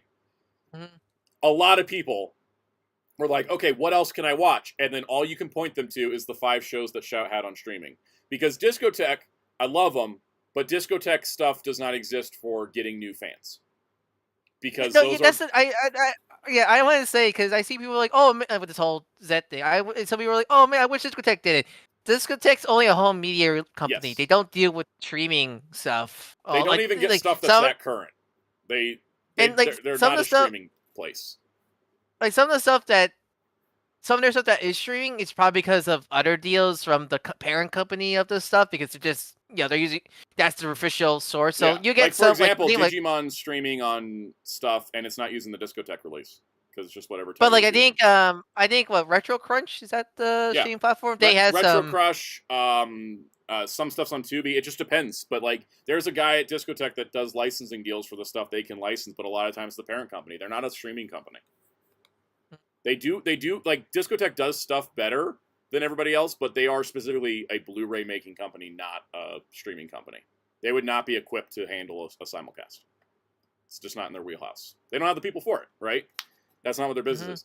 Now, so what was the point I was making with all these releases of Kamen Rider? Well, Kyle, they're bragging. Again, first off, that's a joke. I don't think they're meant They to were take it bragging as seriously a with the joke. whole. They're not like full of themselves. But also, again, there's a difference between home media distribution and stream distribution at this point. I think we're mostly talking about streaming at this point because that's a more. Because let's face it, that is a bigger audience. The point I'm trying to make is we need new people that don't know about Kamen Rider to get into Kamen Rider if this is ever going to be successful. And streaming is the easiest way than Exactly. home because you have to buy it, and no one wants. And if you're new to Kamen Rider, you're not gonna like buy who's dropping $60 to buy something, Kamen Rider especially if you don't know what it is. Yeah, if you don't know what it is, like you got to buy an entire show that you've never seen before. You want to check. You want to check on streaming first to see if you like it or not. Yep. So here's the thing. This is my issue that we have had since day one that is still not resolved. How can you grow a new audience if you only cater to the audience that already exists? Because when it comes to the streaming on Tokusatsu and when it comes to Shin Kamen Rider on Prime Video, those are two things that legitimately got new people in. And then there's no momentum behind them to keep them there. Right? If they're not into it and following it, they're out of it quick. There's no momentum. Doesn't help that even if you were really love Shin Kamen Rider and want to watch the rest of the franchise, it's super like this whole the whole weird licensing problem with Rider is so confusing because like I really like Kamen Rider seeing Shin Kamen Rider. Where can I watch the rest of the series? Like the newest entry. There's a caveat. Do you like torrenting? Yes. That stuff. Exactly. Yeah. Toei and Bandai have relied on fan subbers existing in order to sell product this whole time. Legitimately. Like, because nobody would care about Kamen Rider if it wasn't for fan subbers. Because they've never given it a full audience. Now, and that's to bring us all the way back around to Kamen Rider Zeztz. This schedule a time out of your day to watch the show is not going to get a single new audience member. You have to be invested in Kamen Rider to schedule a part of your day to watch something live. Right? Mm-hmm. I don't watch anything when it drops. I don't watch live TV. I only watch stuff when I want to watch it, and that's the part of streaming I like, is that I can watch it whenever I want. Now, if there was an option where it says if you want to watch it free, it's on YouTube, but it'll be available on Amazon Prime the next day, I would not have a complaint about that, because that is the way a lot of TV shows work, right? My Adventures of Superman, you can watch it free on Cartoon Network, or you can watch it next day on HBO Max, right? Most shows work off of a live broadcast, and then it's on our respective paid streaming service a month later, or a day later, or sometimes a month, or it's like Disney where they'll put up a batch of Moon Girl and they'll start airing them on Disney Channel. This is the way it always works. Everybody in TV in 2025 has a method for you to watch it on demand. And even if it only airs on live TV and comes to streaming later, there is a thing called a DVR. There's a reason why cable's dying because of this stuff. Because people don't have time to watch your favorite show. Like lives are busy. Yes.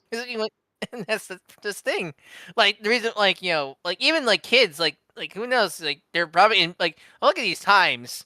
They're mostly in bed if they're most of the time. Look at maybe Saturday's the only loosest one, but still, like if kids want to get the Kamen Rider, this is actually if you. Think about it, it's actually worse if you want kids to get into Kamen Rider, because what's face Kamen Rider is a kid show.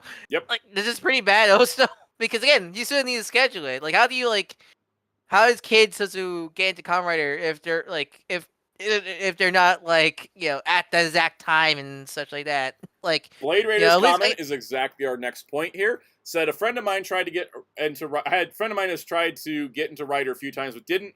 Said that they try again if it was simulcasted. The likelihood of them missing a week and dropping it is insanely high. Exactly. This is to start. Okay, this is kind of a bad plan, but you can probably get some people to watch the first episode. But what happens in 10 to 20 weeks from now, right? When we're in the middle of the show, These are 40 episode shows. Can 50 people episode keep that? shows. Yeah. Can people keep consistent that schedule for 50 weeks? I can't. What if you go on vacation? Mm-hmm. Like 50 episode show airing only as live. And what if somebody hears about the show 5 or 6 weeks in and they see that like it's, people are talking about it on Twitter like, "Oh, I really want to watch that. How do I watch it from episode 1?" And everybody's like, "Well, you can't. You can only watch last week's episode in front of this week's episode on this live broadcast. You have to catch it 8:30 at night." Mm-hmm. This is only serving an existing audience. This is not going to do anything to grow the audience. It is a step forward while also being 3 steps backward at the same time. Yeah, yep. Like I see Kyle mentioning, "Oh, I hope we get bullying." I sadly don't. No matter how much we complain, they're like, I feel like this is lock in. This is too much. Like they're like locked into this schedule, like essentially that. There's no way we can change it. Sadly, and also that's probably people want to throw blame around as to who's to blame for this. And I'm honestly just going to tell you, I don't know. I don't know how the contract works. It's multiple parties, like most cases. Toei, TV Asahi, Shout Factory, right? Those are our 3 main parties with this, for specifically this region. I got to tell you that, I don't think it's Shout, because I think Shout is smarter than that, because they have been smarter with this with other shows. It's either Toei or TV Asahi or a combination of the 2. That's my personal guess based on everything I know. Now, TV Asahi, as people pointed out, TV Asahi lets Precure stream on Crunchyroll simulcast. Mm-hmm. Why is this different? Who knows? Someone mentioned $100 Geeks. Well, that was my thing, is I feel like at times Shout Factory is Lando Calrissian on Cloud City talking to Darth Vader about the deal they've made and saying this deal is getting worse all the time. Because guess who say, don't change it further, right? Exactly. Vader being Toei, being like, the deal has been altered, pray I don't alter it further. Because guess who's getting an egg on the face for the $100 Geeks Blu-ray and for this? It's Shout. Shout's getting all the hate, the fire, because they're the messenger. They're the messenger. Also, AR, this is technically different from the Toei Hasbro Shout thing, because that's very much a different scenario with that one versus this. Yeah, because this is a different franchise that doesn't have to involve another company. It's only the network, the studio, this is all distributor. This is all Toei and Shout and the TV Asahi for this scenario. Yeah. Here. So, I will say that I think, of course it's great that we do have an official way to watch Kamen Rider simulcast, but I got to tell you that this basically puts us in the same exact boat that we already were in to begin with. Most people are still going to have to pirate it to watch it. Sal, can we Sal, can we go on break for just a sec? Sure thing.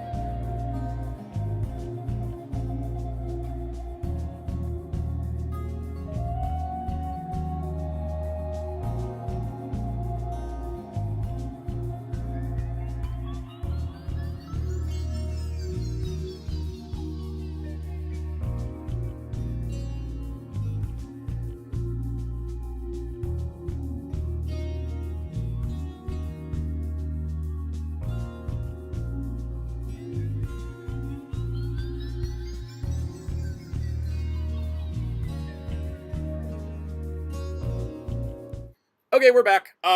So the last thing we just want to mention is Super Ride's been doing this for 5 years now? Yes. Super Ride's been doing it for 5 years now, where you can watch it live, and then as soon as it's done, it's available on demand.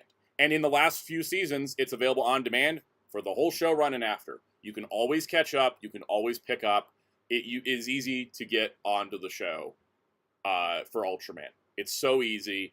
And I just got to say to Toei once again, just copy Tsuburaya homework. You have 10 million times the resources that Tsuburaya does. Tsuburaya is broke as crap and barely hanging in there, and they're able to do a better rollout, better Western rollout of their shows consistently over and over again. Just copy their damn homework, Toei. I was just going to say, Write that down. Write that down. That should be their And motto. now, Yeah. and now, not even with just Ultraman, but the Gridman stuff. You want to compare the Gridman stuff to Fuda PI. Gridman clearly was a success in terms of and such like that. And we actually got the and- movie, even though it took forever. Yeah, and now like you got the Ultraman anime also, and Shin Ultraman and everything like that. Like Ultraman everything is Rising. fine. Well, yeah, everything. I for can buy Super Ryan Ultraman and- toys in Target. Yeah, everything with Ultraman, with Super Ryan, with Gridman, everything like that is a-okay. Like there's no like asterisk with any of the Mhm. Ultraman stuff. I know some people could argue, oh, some of the Milk Creek sets quality. Wherever you can, oh yes, you can argue that, but at least it's available to easily get. It's and hell, available and it's cheap. Yep, and or watch it for free because almost all that stuff is available on Tubi and such like that. Yep. And so I will say that, I hope that in the future, like, they see the viewership drop off and realize they need to have a on-demand video option for this show if it's going to succeed. Because I don't see how this show, like, you get halfway through the season, how the viewership's going to be so low by that point because you're only going to have the dedicated fans whose schedules align with their magical times, right? Yeah. So, And again, so I feel bad for those people in the country where it just airs in the morning. Like that's like Adult Swim time for like some of those places. see, where a show happened to me like that. Tron Uprising aired new episodes at 3 a.m. on Sunday mornings. Do you know what I did to watch the episodes? I used my DVR, an option that I had. There's no YouTube DVR option. This is what when I was making my VCR joke, it wasn't really a joke because wow, it really, it is taking us all the way back to the beginning of time. Yeah, because someone can easily just someone can watch the stream, hit the record button on their screen, and just record the whole episode. Once that's done, stop, upload to pirate sites, easy done. Yep. Hell, even they probably could upload on Twitter and YouTube probably if they don't want to get a copyright strike. Probably. And so on that, I think that pretty much covers the topic. I'm hoping it's successful because I personally don't know how I'm going to watch it because none of these times work for me. None of these times work for my become Luffy. Just get the straw hat and sail. Maybe. I'm not going to say anything. But yeah, I think it covers the topic quite well. I think we did a good job. I don't know. I'm patting us all on the back right now because we're doing a better job than Toei at communicating. If anyone has any more questions, because I can't blame anyone because if anybody's got questions, drop them in the chat while I prep the toy news. Because again, imagine trying to tell this to someone again. We keep talking about new audience. Imagine trying to tell this to someone who's trying to get into Kamen Rider. Yeah. It sounds like oh, you must to watch the show. You must be available at this exact time under a blue moon with all your gameplay upside down. Yep. Blader says, I know so many people watch these shows in chunks, sometimes even I do. I would watch them in chunks. For me, I watch the weekly Tokus with my parents on Mondays. That's been our schedule for a while. Is that Monday night, we watch Ultraman, watch Kamen Rider, watch Super Sentai, also we have Kaiju number 8 right now. We watch these shows on Mondays. That's our schedule. That's when we watch them. And so, it airing on Saturday, Sunday, and Friday is not helpful because those are the days that I would be busy with stuff because weekend time is when I get time to go out to the movies or go with friends or take myself to the movies, all those things. Like those times, and even if they're airing for a 3-hour chunk, it still doesn't really help when the day does not work. Jeremy Carr says, why is Toei's rent so damn high? I would like to know. When are you gonna fix the streaming service? You'll fix the streaming service when you fix this damn door. Exactly. Okay, let's get to the toy news, which is not as actually it starts kind of annoying. All right, toy news. So first things first. I'm going to recap this. This is just the evidence. I don't have all the evidence on screen. I was like, let me just recap this. So, we heard back in July, right before Comic-Con, Kevin Shea, who is the creator, producer, director, content creator, event coordinator, community builder at Hasbro, basically the guy in charge of all the Hasbro fan streams for the last several years, who has worked at Hasbro for 12 years, was let go. due to company restructuring. So Comic-Con was his last event, and he's now out of a job. So a lot of people talk about how there's no PulseCon this year. Seems to be this might be a factor because they laid off the guy in charge of the live streams. Now, adding to this, as a lot of people, I got to give shout out to the Transformers fandom for being insane. This is a time where it benefited us. People found a LinkedIn listing for this guy's job being back up again. What looks to be at a lower pay rate than what they were paying him. Whoa. So, once again, Hasbro, under the leadership of Chris Cox, the name is not a pun, that's his actual name, is once again trying to cheapen their business, once again not investing in anything that actually has worked in the past, once again letting go career employees who know how things work, just to try to save some shekels on the dime. And I am sick of it. At this point, Chris Cox is becoming Mr. Burns sometimes with how evil he can be. I feel like that's an insult to Mr. Burns.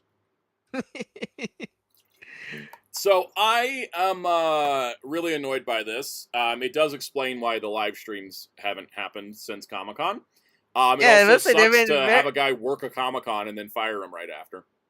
Yeah, my God, what the hell? Also, the way this is written, I think he got fired before Comic-Con, but then was told his last day of work was August 1st. No. So, yeah. Welcome, Wheels. Yep. Welcome, Wheels. But that's the thing, like, I was thinking, like, the past days, like, man, like, they just announced, like, Max Deadpool just like that. It's weird, because usually you think they'll do, like, a big stream, like they did with Max Spidey and Max Hulk, and that does explain everything, sadly. Yeah, they keep cutting marketing people, like, that's gonna help their company sell more toys. Like, it's dumb. It's dumb. This company is run by morons, as usual. The only person that should be fired at Hasbro is CEO Chris Cox. Because, stupid. Anyways, any further thoughts on this before we talk about a Hasbro toy? I mean, like... I structure these streams ironically. Yeah, because that's the thing. As much as we like to complain about the Hasbro streams a lot of time, I am gonna miss them if it is the case they're just no longer gonna be anything, because they're a nice way to get first look at toys a lot of times, and so it's more exciting seeing the toy like being pulled out as a reveal than here's just a Reddit post about it. Yeah, no, that's what I was telling Metal. Me and him had this discussion on Hero Club Weekly, and I said the pros and cons are we don't have to wait for TF World to just be like, look at us at this booth where we got hands on and you didn't. And that's no knock to TF World, but it's just like, if you know how Hasbro is, they only let like a limited amount of people ever actually that close to their stuff. Yeah, it sucks. Like all these other news sources or hobbyists don't get to do it. So having the streams where it's them eating out feels more, fair. Because that's the thing, I feel like this is gonna end up getting more leaks, honestly. If this is the case, we're gonna get more like it's gonna announce stuff before it leaks, so now it's just gonna get worse without stuff happening. Yeah, Blader said the TF stream just started showing great prototypes. Yeah, it was great. We're doing good. Andrea said Hasbro honestly make Bandai execs look like Jania says. I gotta give credit to Bandai execs. They make some dumbass decisions, but like look at their financials. Like their company is making money hand over fist. Like whatever they're doing, we may get annoyed by like the over amounts of P Bandai and the way they release stuff, but on a business side, they are at least like making the company money quarter after quarter, whereas Hasbro is like losing money quarter after quarter. I wonder why. Yeah, because Hasbro thinks the way to solve their problems is to fire people. Here's another thing about Hasbro that's kind of. I was gonna say the funny thing I was gonna just bring up too is like, stuff. Honestly, their streams should have became more oriented on just what is production like. Like pull back the curtain a bit. I'd rather learn more about like if they're gonna save toys for they're like only new toys are gonna be shown at cons. They instead of canceling the streams, why don't you just do streams where it's like the actual teams are telling you how things are made versus us just like going, you guys are idiots all the time. Like, actually teach us about toy manufacturing. Yeah, I thought the great prototypes. Do something creative for once. Yeah, the great prototypes was a good step towards that, right? We were far away from the days of the piñata breaking demo, and we were in like, here's toy production, here's an EP1. Like we all learned what an EP1 was because of these streams, right? So Mhm. like it's Like, remember, really cool. we learned about the almighty. Remember, we had to learn about the almighty nipple from freaking Kyle Wodiga in an It's interview. true. The tampograph nipple was a thing we learned from Kyle Wodiga, who also got fired from his company he was working for. Oh, that's right.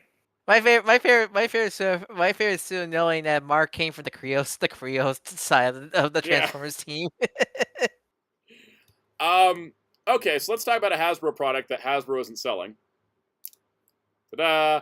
It is the Marvel legs. Unlimited 2026 gift package. So if you get the Marvel Unlimited Annual Plus membership, which gives you an entire year access to Marvel Unlimited, which is the digital platform that has all the Marvel comics on it, that some exclusions apply, but it has thousands of comics on it. You get the Annual Plus kit, you get 2 comics, you get a pin, a patch, and a Marvel Legends action figure. And this year's action figure is Symbiote Costume Spider-Woman, based on the Peach Momoko variant cover. The figure itself cool. is the Shriek body with the X-Factor Polaris head repainted. But it is a cool little bonus figure because it's only on a variant cover, so it's not like load-bearing. It's not like Krakoa Kitty Pryde, where I was like, that couldn't have just been in a multi-pack or something. I was thinking like, was there ever a time where one of these Marvel Limiting was in a Spider-Man figure? Then you had the Krakoa and then the Nova. It feels like recently just nothing but Spider-Man. It was like, I think wasn't last year's like the Moon Knight Spider-Man. Yeah, the weirdness of that one. Is this the first time Peach Momoko design got a legend? Yes. I hope more. I hope we get more of those. So Kyle says it looks a bit off because I don't know if it's image quality or hard to replicate Momoko's art style. It's Momoko's art style because they are using existing parts. There's nothing. Like, Momoko is one of those artists that has a very specific art style. You can't really get the pure sculpt from the ground up, pretty much, to make her design. And the only time they've actually done a new head sculpt for one of these was the Krakoa Kitty Pryde because they needed the bandage on her nose. So yeah, these are good. These are just a lot of these are just bonus figures. She doesn't even come with any accessories. These are just pure glorified bonus figures. Yeah, because you're paying $20 extra on the subscription price to get all the extra physical bonuses. So think about it. It's a $20 extra, and you're getting comics and patches and pins and a Marvel Legends figure. So it's gonna be pretty bare bones. It's like the toy in the cereal box. But it basically is. Yeah. And I like getting them. I've had them. I think I got a Marvel Unlimited subscription because of Krakoa Kitty Pryde, because of course X-Men was the thing to get me in. I know they almost got me to do it because of the Rescue figure back in the day. Yeah, they've been doing this since like 2012. It's been a long running thing.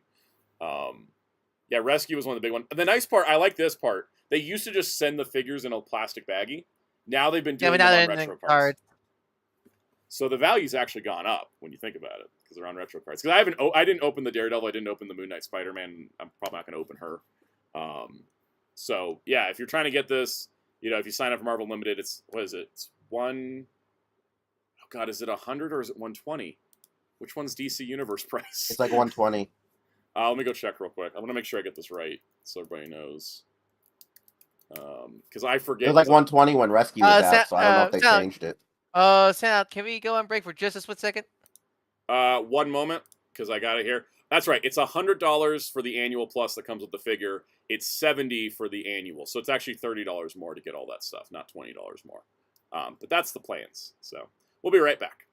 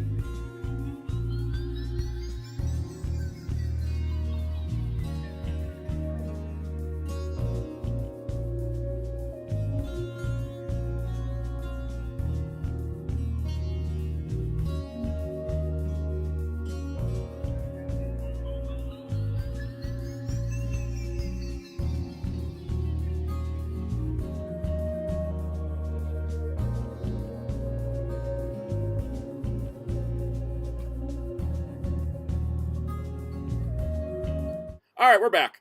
Sorry, we just had to take care of a clerical thing. So, Blade Runner brought a good point up that I did not think about until they said it. So I'm just gonna go back to the Zeztz thing.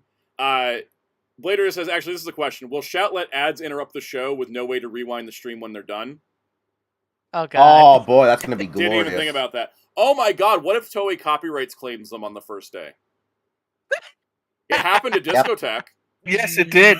It happened. No. It happened to themselves. It happened. That's right. Toei Tokusatsu World went down the first day it went up because the copyright bots got it all. That's right. Toei copyright claimed themselves before. Oh, Shout better have all the ducks in a row. Oh, we will report on that if that happens.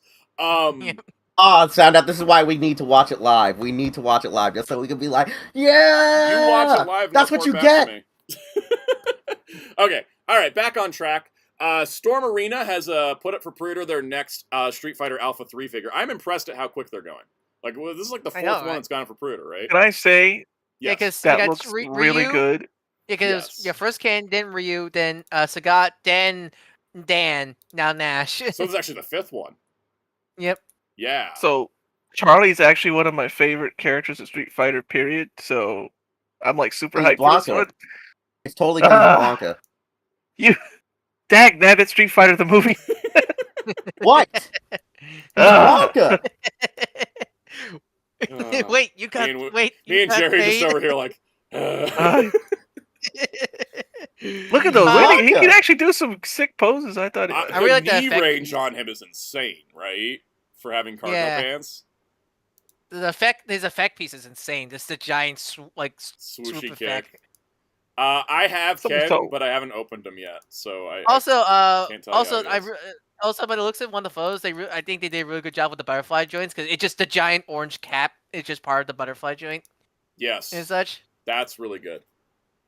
So accessory wise, he's got 8 extra hands, 2 heads, glasses, dog tag, and swoosh effect, plus a stand. He comes with a stand.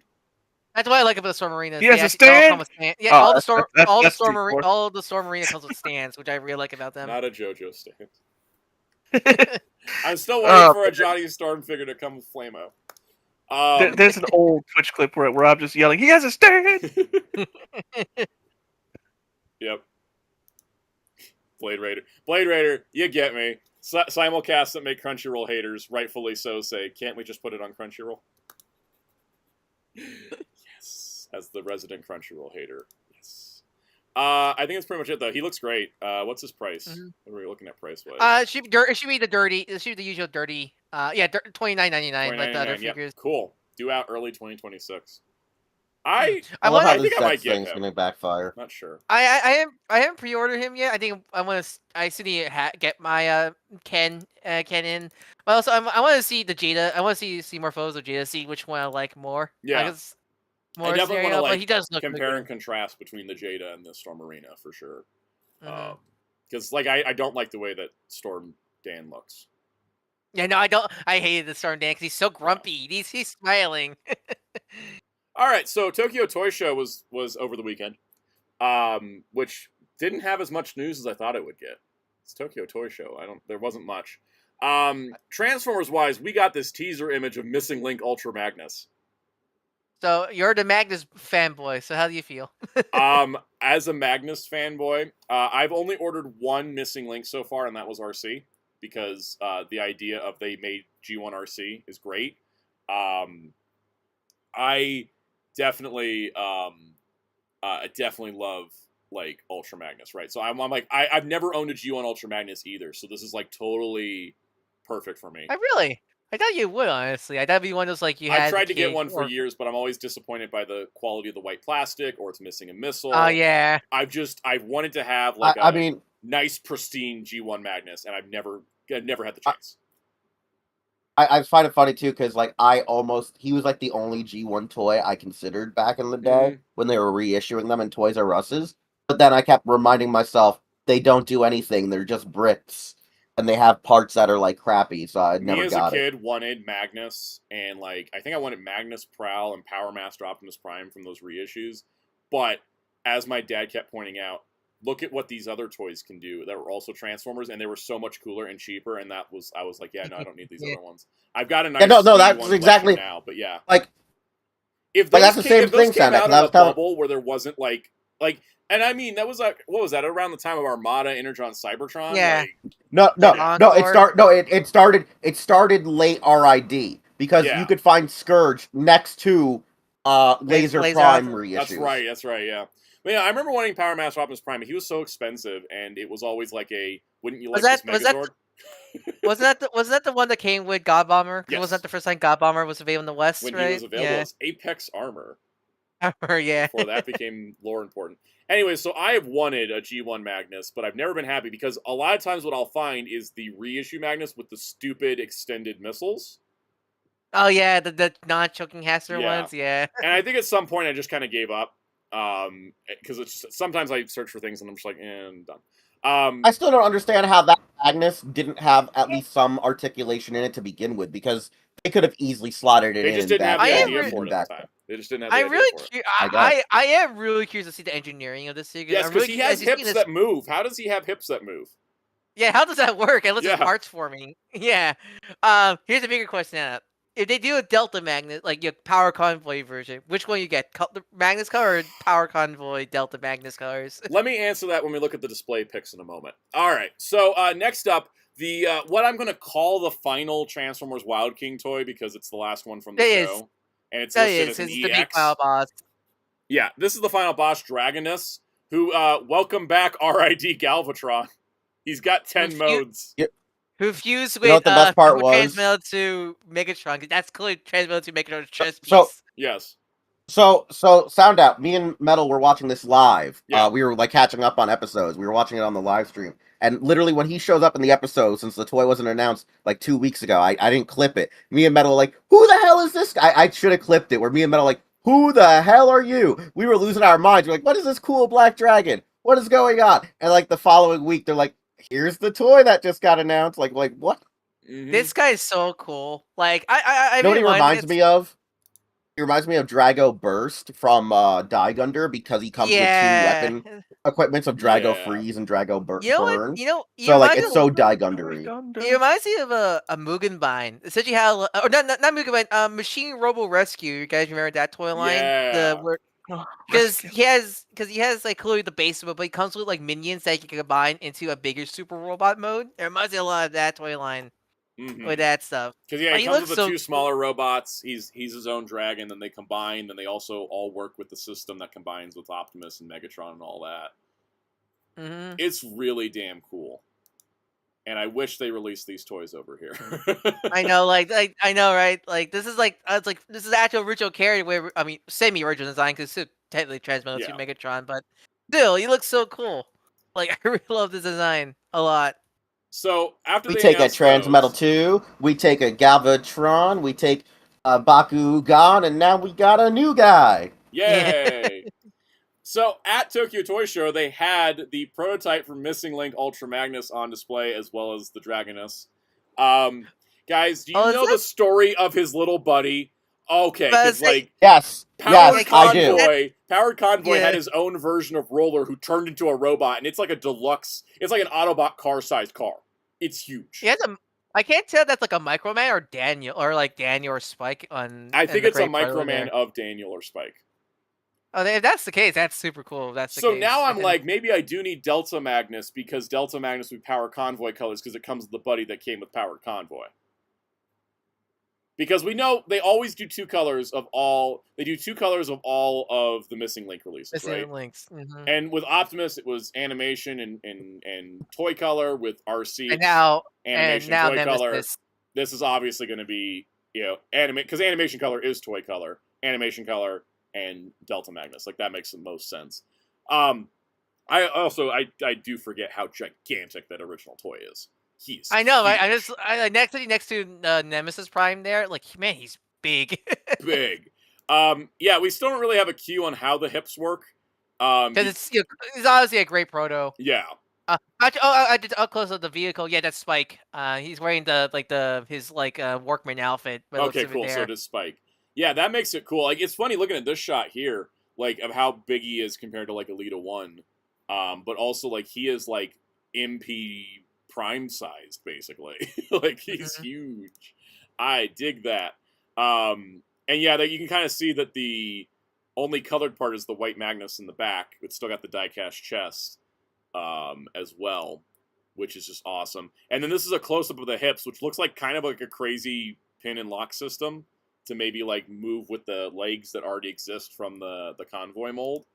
Yeah, because that's how I imagine it's gonna work. Yeah, I think it's gonna be very much like it's either gonna use the convoy mold as a base article, or it's gonna be like armor you can put He's on got the 2 convoy crotches. mold. I just noticed. There's a second crotch behind behind his the little buddy. roller. Yeah. Yeah. Oh, he's got 2 crotches. One crotch can probably look like the G1 toy, and one crotch can actually move. Hell yeah, swappable crotches. After all the years of swappable breasts on female action figures, we finally got a swappable crotch. Yeah. Yeah, and also the little buddy transforms. That little buddy never was included with the Transformers release, for context. It was only with the Diaclone-powered convoy. So I'm happy to see it's back. I think that's awesome. That makes it like... This makes it a must-have. I gotta get this. I'm so happy. That's are you at both, or you had to pick one scenario with this? It's gonna just boil down to price. The G1 toy also had 2 crotches? How did I not know this? He's gonna be expensive. Anyway, I know that for sure. He's gonna be expensive. RC was $99. There ain't no way this guy's cheap. RC was kind of pricey. It's gonna depend. Like, let's see the package contents, because like I could see a hypothetical where the little buddy only is included with the Delta Magnus and it's a different price point or something. Like, I don't know. It's just I gotta wait and see. Was Missing Convo the only one that did like a deluxe? Oh, because then what? The animation came. The animation colors was just the cab, yeah, and then the toy colors was with the trailer, yeah. So there was 2 versions of Prime. Everything else is just 2 colors. So, yeah. No, I'm all in on... I'm going to get one of them. Which one I get, I think I'll wait till the official release reveal and everything, and we see it, and I can be like... who knows? Maybe they're not releasing a second color because of how expensive he is. You know. We'll see. All right. Wait and see. Nemesis Prime, looking good. Yeah, okay, if Nemesis Prime is 17,000 yen, Magnus is like 2,500, right? That boy's like $200. Yeah. Dude, I just killed a guy with knuckle butter. I'm so happy for you. Rat Trap looks great. Gen Prime. Oh yeah, he's not out. He's not out yet. I keep thinking Master Rat Trap's out. He's not out till he's actually out this month. He's almost out. MPG Prime looks good. Here's Dragonus in the wild. He's 11,000 yen. He's the big boy me mom for Christmas toy. Yes, I find it funny he's listed as EX01. So that implies things. But I guess it implies a lot of things. There's probably a repaint of him that's a good guy, right? Because they've been doing repaints of every mold so far. Or again, Beast Wars Megatron colors, because again that is literally just he has the Beast Wars Megatron chest and everything. Beast Wars Megatron colors, but he's an Autobot. Just to mess with us. Yeah, and so yeah, that was Tokyo Toy Show. I mean, that was pretty good. Missing Link Ultra Magnus, I think. Even I think the Wild King Dragon guy does look. Dude, amazing. when they do a G1 like Rodimus or something, it's gonna be hilarious. And he's already knowing just so he's not just a slab. Yeah, he actually gets a dude, leg. yeah, no, because the backstory of that toy is so hilarious. It's like so ridiculous. Like knowing the backstory about how he was actually supposed to be a specific size, and then they found out like something else, and then they changed it all, and that's why he became a piece of crap. Yeah, because that toy, I've had that toy since I was a kid, and it literally, his robot mode is just a slab. I forget, aren't a lot of the CN3 cast besides Magnus all done by Hasbro? What are some Takara designers on those ones? They had the Takara designers involved, but what ended up happening was like they were not fully aware of the details of like the movies. So like when they made like Rodimus or whatever, or Hot Rod, they didn't know he was gonna be like they didn't know he was gonna evolve into the truck form allegedly. Our form was supposed to be like a giant super Voyager car, and then they were forced to like shrink him down. In terms of Tokyo Toy Show, for the rest of stuff that was shown, I know Bandai had a presentation. They showed a bunch of Gav toys. They showed off like 15 more Gozu shows. I just didn't want to cover those. I didn't feel like I had anything to say about them. There was a Memorial Edition Magi phone on display, but I figured we talk about that when they fully solicit it. I think, right now we'd just be sitting and speculating, and then like next week they could announce it and put it up for pre-order, and we'd have all the details anyways. So I'm excited though that they're doing a Memorial Magi phone because I love the Magi phone. I own 3 of them. They're different colors. They're different phones, but I do own technically 3 Magi phones, right? That's how that works. If I own the Magi Mother and the Wolzard, that technically is 3. Did you count the Mystic Force version also? Is that in that count? No, that would make it 4. That's a Mystic phone. It's not Magi phone. Yeah, exactly. It's not a Magi phone, but it is the red color one that looks kind of like the Wolf Warrior one. So the Korag, yeah. Yeah. That's the thing. Kyle says next episode they're having Universe Warrior Magi Red. That's why I was like, we'll just wait to talk about the Memorial Magi phone when we know what it is. Actually, because there's that the Red Action Hero one. Yeah. For Magi, yes, it makes sense. And it's so we'll talk about that. All right, Bandai Toys, Ultra Replica. So this is funny. We got a teaser for an Ultra Replica Ultraman Omega Slugger. And we were like, they're already making the Memorial Edition of the DX toy and it's going to be Ultra Replica? No, it actually makes more sense. It's just the Slugger form.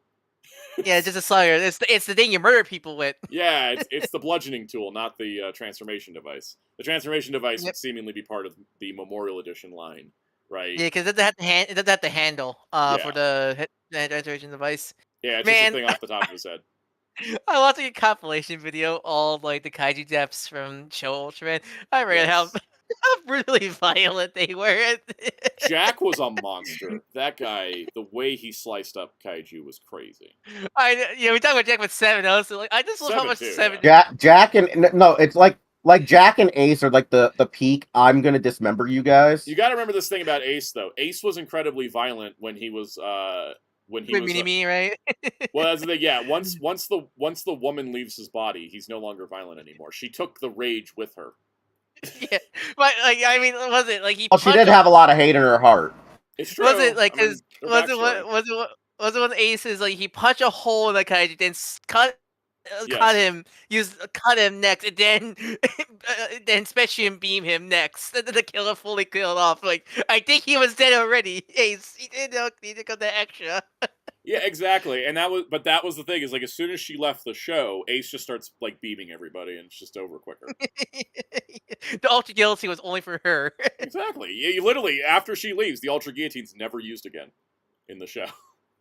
It's really funny. All right. Let's see. Next up, SH Figuarts Spider-Man Gamerverse from that video game that you guys may remember from the past.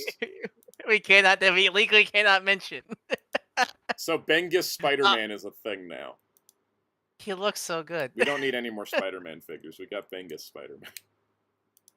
What Bandai did or Tamashi did here is actually really clever because I don't think he has painted web lines. But what they did here is actually clever, where the cuts of the web are so deep that the natural shadows just make it look like black wood. I thought it was painted until you said that, and I realized, oh my god, it's not painted. It's actually, you're right. It's just cut so deep the shadow does the work. Yeah, that's really smart because Hasbro tried to do that, but they're not cut deep enough where it just looks like bad, like a lot of the MCU Spider-Man figures. Here again, here what they did here, it's really clever how they did it. Because also that saves paint budget because that's always the nemesis of Spider-Man figures is those web lines. Yeah, no, that's a genius move. Wow. That's sick web throw. Yeah, the effects are sick. Yeah, just like with Cyclops, you get the ultimate web throw as like a partition board to put up, which is amazing, right? And there's a lot more accessories they mentioned that are not shown here because apparently it comes with web lines also. Yeah, because it only shows in here. We got like the Spider Sense tingling moment, and then you got like web shield, but then you go down to the description. Yeah, for interchangeable head part, which we don't see. Spider web swinging, which you don't have. The fence, which is the shield. The adapter part for the Spider Sense, which is what we see in the Spider Sense pack, and the end card. So we still don't have all the photos for this thing yet. But damn, again, He looks so good. Those like, because not even just being his Spider-Man proportions, that's very much 90s, like those like mid 90s Spider-Man proportions. Also, he was rip as hell. Oh, totally. And such. And I love the gigantic eyes. The gigantic eyes are like my jam. I love Yeah, those big good old ass Todd, eyes. those good old Todd eyes. Yeah. Yeah. So this is great. He is getting released in all the regions: Japan, Asia, U.S., Europe, Latin America. Comes out next March. Pre-orders are up now at your local retailer. Next up, we have Karapika. Thank Karapika from Hunt x Hunter. You should check the Oh, stream okay. to see how the auto translate butchered it. He looks good. Karapik, my guy. Wow. He looks good. I'm thankful. I still need to watch Hunter, but I'm just thankful that like Bandai got the main team out of the way first. Man, I wish they If did that only with so they many did other that with Yu franchises. Yu Hakusho. Sorry. Yeah, I know, I know, right? I'm not even Like, they going to just got- review. It's almost like I'm not even going it's to review almost like they're Totoro, 'cause what's the dumbasses. point? Yeah, sorry. it's almost like their dumbasses don't want to actually release classic shonen anime, but they're only doing it out of obligation because older fans are telling them to make it. And It they has But they to don't be- want to give it to us. and they should have made the Like, Yu Yu line. The first 4 releases should have been the 4 dudes, and then you make stuff after that. It has to be something. Exactly. It's a thing with Bandai and the shonen stuff. It has because whenever it's not, because yeah, the Hunter x Hunter stuff is also like out of nowhere. Because it's not like the Gintama one that was celebrating the anniversary. No, the Hunter x Hunter stuff is just out. We're just like we're making Hunter x Hunter figure arts now, and that's it. And we already got 4 out of the way. Which is like, what's like? I don't understand how Toei, Shueisha, and Bandai's deal is with what gets a proper Y and what get just here's 2 things to celebrate the series. Exactly. scenario Like, that. and we're sitting over here. We don't have an entire Straw Hat crew, but we have a ton of One Piece figure arts. We have, there's Dragon Ball main characters we don't have still. We got. Don't get me started. But- Don't get me started on Bleach. Naruto's Yeah. actually pretty damn good. Naruto's doing actually pretty damn good. Kaiju number 8 got all of its main cast. Like, And very while the weird. show's going on, yeah, I don't get it. Kurapika looks decent. I do worry that skirt though. I'm hoping that's really soft plastic. Yeah. I was gonna say that. Demon Slayer. You know what's crazy about Demon Slayer that I realized We the still other don't day? have a Inosuke. Yeah. We still don't have a Inosuke. We don't have Inosuke, who is literally the easiest one to make because he doesn't wear a shirt that's like 6 different patterns. His Guys. paint budget's minimal. Guys, let me hit you with a way worse thing when it comes to figure arts. They announced a figure arts Hiro Yui and Kira Yamato. Like, we already have Kira Yamato, we already have a Hiro Yui. But like, where the hell are any of the other main pilots of the shows? Those I'm not surprised because it feels like the Gundam stuff is only like only main character, main girl. I that mean, they stuff. made Char, but not Amuro. Yeah, that's more G-Quux tie-in than anything. Let's be Yeah. real. Anyways, next up we have Leo Leo Rio, yep, he's the Yeah. adult of the crew. And also, hey, look, a really good suit body. He has more. Figure He has more Gundam. torso range than Kafka Hibino. I know, right? And he actually comes with some really damn good accessories. Also, like damn, like the Hunter x Hunter figure, like they're clearly someone at Bat Tamashi that really loves Hunter x Hunter that give them all Yes. the accessories they need and such like that. He's got a crying face. It's fantastic. AR says weird since Inosuke is the most popular character in the show. Inosuke is my favorite Demon Slayer character. That's why I was looking for his figure art. And I was like, there isn't a figure art? Yeah, good. Yeah, I know, right? Shit, man. Bella Quinn says, I How can't did look they at not Essex do it figure right? arts the same way after watching your video about the Dragon Ball superhero releases. Oh yeah, the figure DLC. Thankfully, it looks like a lot of those. I noticed. Like, I think the only one that's still doing it is One Piece and Yep. Kaiju Memory. That's it. I think those I are haven't only seen 2 any- now. Because Naruto, I mean, Tsunade came at the head for Naruto, but like... That was like the only Hinata time they did. Like, I think Orochimaru and Tsunade the only time they did that. Hinata. Yeah, I think the only Yeah. time those two. Yeah, those don't. There's like only 3, and that's it. Yep. I'm surprised they don't do that more. And such like that. But I'm glad. I'm glad we don't have any more figure DLC. and such Speaking like of that. figure DLC, if you want the Gogeta from the Super Fusion Reborn, so I was about to go into the whole long-ass Japanese title. Fusion Reborn Gogeta, as I call him non-canon Gogeta, he's exclusive to New York Comic Con. Why? I hate that. Oh, jeez, really? I hate that. Why? Yep. This is like First this of all, is they easy don't mon- make Super Saiyan 4 Gogeta after all this time, and then now they put Super Gogeta as an exclusive to New York Comic Con. What is the problem Tamashi has with Gogeta? Like why? Like so many people buy him. He's such a popular character. I don't get it. I know the Japanese fans are pissed because they don't get the New York Comic Con exclusives. Oh yeah, right. That They was don't even get the worse then. SDCC or the don't. NYCC. That's why they like Oh, it when those are just like metallic paints and not like freaking this. Oh yeah. Oh, this is Super Saiyan 2 Goku and all over again. Ultra Mhm. Instinct Sign. God, yeah, I didn't realize that. Yeah, Now, 'cause- hopefully, yeah, these will be available on Premium Bandai US after the convention, but it still sucks ass because And also, Yeah. like, and that's the thing. Like, I'm super glad we're getting this, but also, like, Sue probably a low chance of getting Janemba. yeah, if he's Also- gonna be Comic Con exclusive, we're never getting Janemba. Like, enjoy your Dragon Stars, which I do. 'cause Yeah, it's a figure, yeah, but like, you yeah. know, enjoy your Dragon Stars. Yeah. You ain't getting anything else. Mm-hmm. They also need, man. Which is like, funny because, guys, this figure art should have been a P Bandai exclusive years ago, since it only uses a little bit of Yeah, retooling because of this the is original just Super the Vegeta. Yeah, this is just a repaint of the Just Super a one. Halo added. I think the head, because the head is, because I think Broly Gogeta and Richie Reborn Gogeta do have slightly different hair, but that's Yeah. it. Just a new head sculpt. The body's still Also, the same, fun no matter fact: what. did you guys know Blue Vegeta figure art doesn't come with a Super Saiyan head? It only comes with base and blue. I know, because because the only Super Vegeta we got is the Eo 1.0. Yeah. One. we never got a new Super Vegeta even when he came back in Super. And so that's frustrating. Oh yeah, Muteki, that's right. It does have new shoulder pads. Thank you. Oh, he does okay. That's Yeah, that's his shoulder cool. pads are much smaller because he had 80 shoulder pads. Yeah. But this is frustrating. Like I probably will try to get because I love Now, the thing that pissed me off is I don't think they give you a blast effect, though. Oh, he doesn't and I'm come like, with a soul. you're missing one part. If Yeah. he does not Yes, come with a soul he doesn't. Punisher, They just, oh my god, they really? don't. And I'm Come like, on, you missed out, bro. You missed out. Yeah, that's They right. missed And out he on giving him the released most Soul goated Punisher. move in all of Dragon Ball. Or Also, Star I Dragon would have Wars, Ball, liked whatever for you them wanna to call it. announce this before I ordered that damn Cyberpunk Blu-ray because it's going to be like the same week they go up. Oh yeah, right. But yeah, like come on, like the Dragon Star 2 pack with Gogeta and Janemba came with the Soul Punish effect. You can't do it for figure arts, also Bandai. Apparently Come not. on. I mean, the fact that like what is it? All they gotta do is all they have to do is retool the Rasengan effect, technically, and just make it all Stardust. Yeah. I was gonna say like effect parts repainted. are kind of a problem because like I was looking at it and I was Oh, like, Demon. I know. Oh, ask any Demon Demon Slayer, Slayer fans. That's doesn't their get anything. One Piece, the only One Piece figure art with effect parts is Ace. Yeah, and you had to buy Luffy's as a separate DLC pack. Yeah. And then like Aces exist. I guess Luffy's Thunderbolt that he caught is an effect part for that, for Gear 5. Anyways, what's in a weird twist of fate, the very limited Goku and Gohan from the opening credits version with the Kito This was an last exclusive year's. to an event.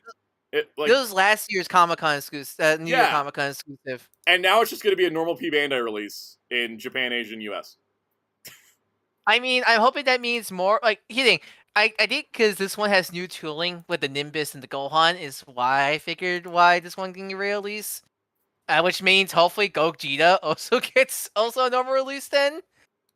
I guess so. And this also isn't up on the USP Bandai yet, so I don't know what's going on with that. Oh boy. Next up. There's always caveats. Kamen Rider Zeztz Physicam Impact, his base form, is coming out in December because we've moved the schedule up a whole lot, which is actually good. I think this is actually a good move. He actually comes with a sword. That's actually rare. Yes, he actually comes with a sword. There's no figure DLC crap going on. His torso moves about as much as Kafka Hibino. I say his torso article looks horrendous. I could tell from the photos. Yeah, but he is going to be a full figure because he does come with the sword. That is not happening. Yeah, I think. Well, I mean, they kind of did that with what was it? Gotchard had a gun, and then Gav had nothing, gun. and Yeah, then this got a sword. So, yeah, the reason why they've been able to move up the schedule is because apparently they started production because people looked at the metadata for the promo images for the Zeztz suit, and they were taken back in January. So they're moving the production schedule up a whole lot has allowed the figure art timeline to come up. But only Japan, Asia, US, Europe, and Latin America. No go. They really hate Europe. They really hate They really Europe. Like, it's a miracle that You know why they Zeztz is hate? airing in the UK. Do you know? Okay, so the reason I understand this is the reason I understand, and this is not a real actual answer. This is just from what I understand. The reason why they do not really like Europe is because of each country has their own actual distribution outside of Oh yeah, Yu-Gi-Oh. there's no Bandai Like Europe. Yeah. exactly. Like Bandai Europe does sort of exist for gaming, but they don't have it for any other like properties outside of just distributing the games for the EU. But they're willing to So do it for they just were Spider-Man, like, but not for Kamen Rider. yeah, like they, from what I understand, is like they are really weird because I know like certain shows have to go through different licensing because of how the studios work there and shit like that. So it's like really, because from what I understand, the reason why certain Tokusatsu shows were popular in France was because they already made earlier deals than any other country, like France and Italy. And so like there's no real like collective EU group there outside of like the little hub that they have for bit. Yeah. So like it's all speculation, but from what I've been doing by talking to people that I do know from France, and I do know like a few other people that know, like that are like old, like not like the guys that we know right now on social media. Like I'm looking for guys older than them that can at least explain from like the 80s of them getting shows. Like I'm going to people that are not like Ryan's age, our age. I'm finding other guys that are like, you know, more Jerry's age and older and asking them, yo, what is going on over here? Like I had to like actually find out information by talking to the guys that do those conventions in France that do the Metal Hero panels all the time. I was like, yo, I need to understand why you guys not get the shows. And like, oh, the EU doesn't get it because like each country license stuff out differently. Mm-hmm. That's why shows don't like unless it's like a big major hit in North America, do all of the EU usually get it? Makes sense. Speaking of a big international hit, so it seems like because it's not a big hit here, it's not a big hit, you know, there. Yeah. Speaking of a big hit, because this is actually coming out in Europe and Latin America, Ultraman Omega Reckiness Armor is retail. So is this a armor pack or a separate figure? Separate figure. Full figure. No, full figure. Okay. Full figure. I the Arc armor pack sold like absolute shit. And also, I don't think you really make this armor pack because it's a little too much like skin tight Omega suit. Yeah, it's full on. Yeah, it's full on torso, new head, limb and replacement. 2 new arms. Yeah. Yeah, so that makes sense. But it's actually retail. It's not P Bandai, which means we now have 3 retail figure arts for Omega, and while Zeztz is only going to get 1. And this is what you call actually giving people the opportunity to watch your show or result in higher sales for your merchandise. Yeah, because I imagine the Ultraman stuff. Because I know it's like the only like Ultraman free and Bandai stuff we got is the capes and Mother Ultra, right? And As a recent Kaijus, and that's it. And actually, let's go look at that right now. And don't forget when it comes to Kaiju, they're very selective. And they're also like Kaiju expensive. will be EP Bandai, some will be retail, some will be. Because like look at this. You know, they're like, oh, this one. The most recent stuff, right? Reckiness Armor retail. Birdron, good old Testicle Turkey, P Bandai. Reckiness was retail. The Capes, P Bandai. Mother of Ultras, P Bandai. Omega's retail. Cosmos is retail. Wheel Arc, P Bandai, makes sense. Movie villain. Galactron, P Bandai. Big expensive kaiju. The reissues are retail. Galaxy Armor's P Bandai, I think because the Solus and Luna Armor didn't sell well. Hipporit, P Bandai, but then the main Ultra reissues were retail. Mecha Guy Jantron was P Bandai, but then all the major characters are now retail and now alternate forms even, which is good. This is a good improvement in the world of Ultraman. We are improving. I love something improving. Yep. All right. Also, the DLC stuff has been toned down a lot Significantly, yeah. Because like Arc and it came with a sword and stuff, so. Because that was pretty hell. Like that was hell with everybody coming different Zet Rise and stuff. But like, I think like Trigger was also messy. But I think Decker onwards is pretty all right, if I remember right. Yeah, I remember. It's just the only problem with Decker is that everything after Decker was P Bandai.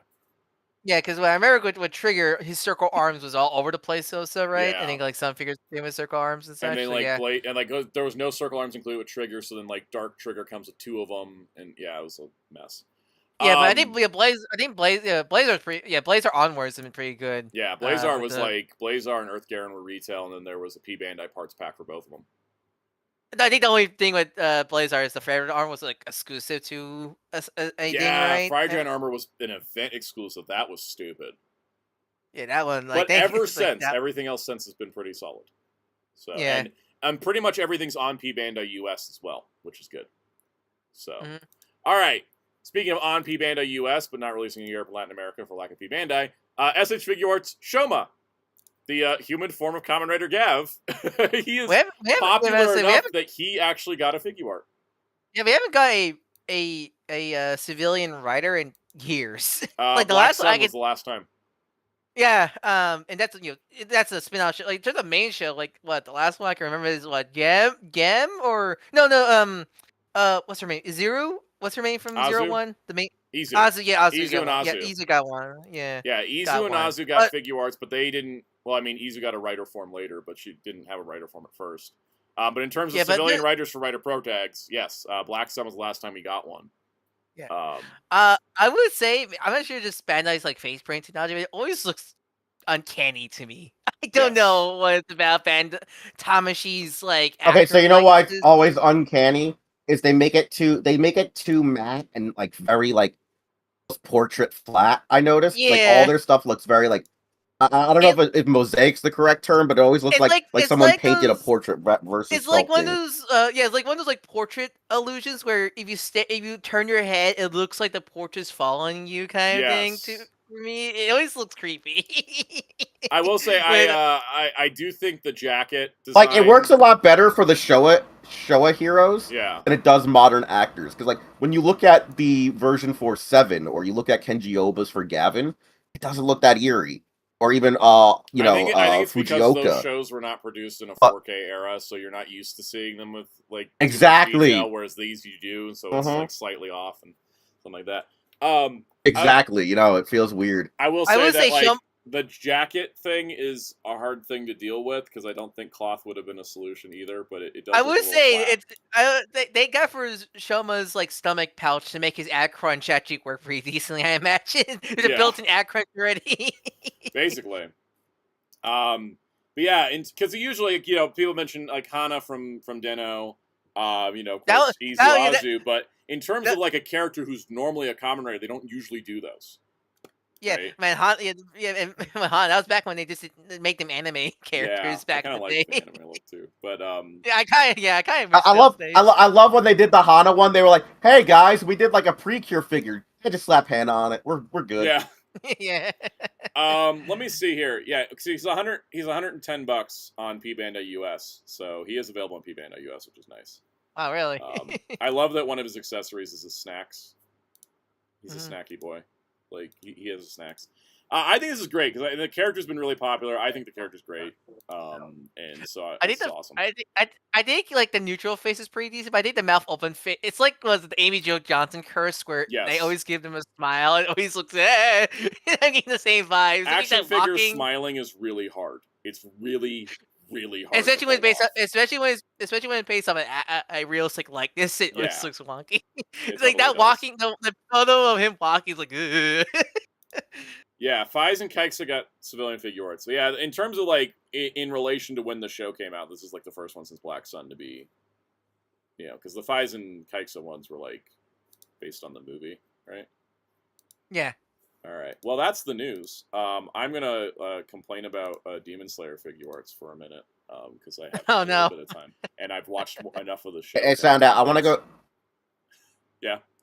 Hey, Soundout, I want to go get dinner, but you better stay till I get back because I need to talk to you about something. Sounds good. I will be sticking around. Okay. So let's see. How do I sort by brand? I want to complain. Tamashi, make it easy for me to complain. Don't worry, Demons. Have you finished watching? Have you finished catching up? Or are you still on arc? Nearly done. I have 3 episodes left of Swordsmith Village, and then there's only 8 episodes of Hashira Training Arc, and then I'm done. Yes. So I'm nearly there, because the movie's. Yeah, because next week. That movie's next week. Next week. Yeah, next week. I bought Ultimate Legends Inosuke at Target so I could take those figures. Those figures are really nice. Those figures are really nice for their price. I was like, I need an Inosuke figure for the movie, so I got the little tiny one. They also have really good butterfly joints, surprisingly. Yeah. All right, so let me talk about Demon Slayer figure arts because I suddenly care now. So first things first. Actually, this isn't sort by figure arts. Hold on, let me make sure these are just figure arts. So I don't end up getting distracted by the swords. Which I can't believe. Like after watching like Entertainment District, I was like, did they make the swords for Tengen? And they did, and I was like, that's insane because those swords are huge. Yeah. They're like with the chain and everything. Also. Ridiculous. Okay, so here's the figure arts for Demon Slayer. It's funny, they took the page down for regular Tanjiro because they replaced it with this Infinity Castle one. Right? Okay. Even though you can still get the regular one so easily. I saw like 2 at Target yesterday. Okay, I have regular Tanjiro. So you have regular Tanjiro. No complaints there. He comes with both swords. So you got like the sword he gets during perfect. That figure with that price is perfect. Yeah. Honestly, it's like $35 and you're getting everything you need. Nezuko's $7,500. I have Nezuko. She's not worth it. I got it for the character alone. Yep, she literally comes with a sitting part, so you can have her sit practically. Yeah, I also think that like she needed to have a flame effect part. Yeah, like because the Nezuko figure is more built to be like this kind of casual Nezuko, not really meant to be like battle Nezuko. And battle Nezuko's best Nezuko. Yes. I like when she kicks ass. Also, she should have come with her box for Tanjiro to wear. I know. I really frustrated. I was frustrated that either this Nezuko or the Fate Tanjiro didn't come with the box you could put on give Tanjiro. Like what the hell? Okay, so then the next figure they do, which is Tomioka. Tomioka. Every time there's an emo sad boy in a shonen anime, he's gonna get merch, guaranteed. Especially he's voiced by Johnny Young Bosch. Exactly. So Tomioka, he was next. That makes sense. And he's like 7,500 yen, which is not like too much of a huge jump, right? Yeah. And he looks good. I mean, again, same thing with the effect parts, but at least he like comes with his swords and stuff. Like that's not really a problem. Then the next up is Rengoku, or as I like to call him, Portugasti Rengoku. Yeah, same role. Serve the same role, the same way. It's so blatant. They both have fire powers too. Anyways, this is a good looking figure. I like that the cape comes off. It's just like, why is he 8,500 yen though? Like, why is the price? Yeah, essentially, like, cause his paint, he doesn't have to, like, unlike the other figures, he doesn't have like the paint skills. His paint's minimal compared to the other ones. Yeah, he actually has less paint than Tomioka. Then you get to Akaza, and Akaza's 9,000. It's like, where's your price coming in? And he doesn't have, and like, the problem with Asuka, he doesn't come with enough accessories to justify it. Yeah, they're like, look at his posing, and I'm like, and? Like, I see videos, like, he has some really, he can pose really damn good. I see videos of him. He looks like a really good figure, but man, 9,000 he needed more stuff. He needed more stuff, like effect parts or hand options. He only faces. comes with 4 extra. He comes with 4 extra faces. He only comes with 3 extra hands. Yeah, like what the hell? That's like, ridiculous. All right. Like I suppose he didn't come with DLC for like Rengoku or Tanjiro at that point. Honestly. Yeah. Like, then we get to Zenitsu, who's 9,000 yen as well, but he comes with less stuff than Tanjiro did. Even though, like, cause I'm pretty sure, like, cause if I remember right, he and Tanjiro are like the same size. Like, what they're the same body mold, honestly. I think they are. So why is he much more? He comes with like he's technically 3 less times as much. He comes with technically less because he's minus 1 extra sword. So he really should be the same price as Tanjiro. And I also feel like he should have come with alternate hair as well. Oh yeah, for like that, like for his lightning dash. Yeah, he really should. Should have alternate hair. And then we get to the worst offender so far, which is Shinobu. Shinobu's 10,000 yen, and she comes with even less. And I get that her cloak is like really intricate, right? But she comes with nothing. She comes with nothing. She only comes with 3 extra faces. It's so fresh because Shinobu's like my partner's favorite character in the manga, so it's like doubly ouch for him because it's so expensive. Why is it so expensive? And then we get to Infinity Castle Tanjiro, who is double the price of the single, except he comes with less than the single, and only comes. But he comes with a cardboard. Because of a cardboard background, so how are you talking about? He comes with a cardboard frickin' They just include those for free with the Marvel vs. Capcom figures. And then yeah, all the accessories for him are new for the faces. So where's the regular, like, you know? So this seems like an accessory pack for the regular one, except it's not just an accessory pack with a backdrop. You have to buy a whole ass Tanjiro. I know, right? And there's no Inosuke, who's like the easiest and cheapest one to make. That boy does not have that many paint apps. You just have to paint the pig face, and everything else is plastic.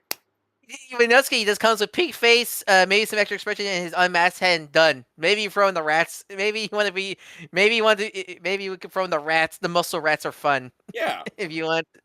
But that's it. Like, I think because it seems like they have kind of like, I thought they had kind of a flow to it where it was like, you know, main character, Hashira, Like, another Hashira, you know, but then it's like, okay, Rengoku and Akaza go together, and they use Zenitsu to do another Hashira, so it's like, well, where's Inosuke? Yeah, like, complete the main crew. We're only missing. We need to complete the main We're crew at missing least. the easiest one to do. Also, again, lack of villains. Like, you have Akita, but where's Daki and her brother and everything like, or Muzan, Yeah. or Muzan? Like, where's Muzan? Where's example. Muzan? Where's even like you know, if we're gonna keep doing away from the main cast, where's I can't actually remember his name because every time I see him, I'm like, it's Dakin. Giyu. I love Giyu with his gun. His Oh, gun, he's yeah, one of my Genya. It's Genya. Yeah, Genya. Yeah, He's one of my favorite characters. Genya literally is just freaking Akihiro Dakin, Wolverine's son, but like reincarnated in Demon Slayer. He's got a mohawk, he's got an anger problem, he can heal stuff, and he just rather would use a gun instead of actually, like, you know, normal. You made me more. You know, Genya's one of my favorite characters in the show, so you convinced me to check out our Dakin stuff now by just saying that alone. You should. Yeah, Blade Raider says, wait, they didn't make the pig guy. That's the other one that stands out. Exactly. Inosuke like has the visual like draw of being different than everybody. I mean, he also released Genya and Mitsuru because they're like the Yes. arc, or Michiro because they're like the arc specific characters for Swordsmith Village and such like that. Yeah, those could be like 3 back to back. Where's Tengen? Tengen's cool. I know, I also tend to pick up the McFarlane figure. I saw it today and I was like, no. There's an Ultimate Legends Tengen there though. I feel like I'd rather get the Ultimate Legends of him at that point. Yeah, because like Tengen's like, oh, Tengen's like giant, so like, oh, maybe I could fudge in the McFarlane. And I'm like looking at him, like, nah, he doesn't look that good. Yeah, I was holding the Inosuke up to the Tengen, and it would be like if Tengen was like Giant Man. Yeah. But yeah, and I was like at Proplica. See, Proplica's made Inosuke's swords. They made Muichiro's sword. They made Tengen's sword. You know, where's the figure arts to go with them? They just made Shinobu's sword. I get why. What's her name? Mitsuri. Mitsuru, yeah. I get why she's maybe on the back burner because her sword is a whip. Yeah, like because I don't know how. Like, the way I'm not, like, I hope that's not plastic. That could easily break. I fear. Just make that bendy wire, please, Bandai. Bendy wire would be ideal because yeah, her sword is a whip, but it's not like it's not exactly like Ivy's sword from Soul Calibur where it just stretches. It just stretches. Yeah. Yeah, it just stretches out. And you know, this guy, and I was just remembering how they made Vernestra Rowe from the Acolyte, and Black Series only gave her a normal lightsaber and not the whip form. Oh, have you got to the? I just realized you got to the Tengus yet in Swordsmith Village. I think so. I've only got 3 episodes left, so I probably have. Oh yeah, the Tengu with Tanjiro and Mitsuru, Tanjiro and Genya fighting the Tengu. God, don't know. God forbid how Bandai's gonna release those. I'm ready to probably release those ones. God. Yeah, probably. Anyways, that was me just ranting about Demon Slayer figure arts because I could. When that's the curse. When you get to a certain series, you go merch hunting, and you realize what the hell's going on. That's me with Bleach. Ever since I finished Bleach, oh boy, let me check. Oh wow, the Bleach merchandise has been crap recently. It's like when people ask me questions about X-Men Marvel Legends, and they're like, "Why haven't they made this?" And I was like, "As soon as you find out, you tell me." Kyra64 says, "Would I be an Ultraman or a Garo Knight?" Probably Garo Knight. Ultraman, I would get lost. Oh no, Maka Knight. Oh, the Maka Knights can feel like they got so many downsides to it. I just feel like I would step on buildings by accident by not looking. Really, you don't have to be an herb. You can stay on M78. I would get so lost on M78. Every single building looks the same in that place. They would be like, "Where is he?" And it's just like, I'm gone. I'm on the other side of the planet, and I just don't even know where I am. I get lost in shopping malls. I walked out of the FYE, and I needed to go right because that was the order I was going through, and I went left instead. Like, as soon as I enter a building and come out of it, I'm just completely reset. I don't know where I'm going. Do you ever get lost in Cyberpunk? Yes. Like, very frequently, but luckily I can do this thing where I press a button and a map appears. If only we had that in the real... Well, I guess we totally had that with our phones. Yeah, exactly. If I go out without Google Maps, I may not come back for an hour. And that's So the what thing you're saying I'm like, that's why I like Metroid, because Metroid makes me repeat locations, but also Metroid locations are distinctive from one another, and the map system is like really intuitive to like know what direction to go in. That's why I can't ever finish Metroid 1 or 2, because well, you don't have to. yeah. You don't have to. You have the remakes you can play Exactly. instead. I'm so glad the remakes exist, because I've tried to play both of the originals, and it's like, no, that's not happening.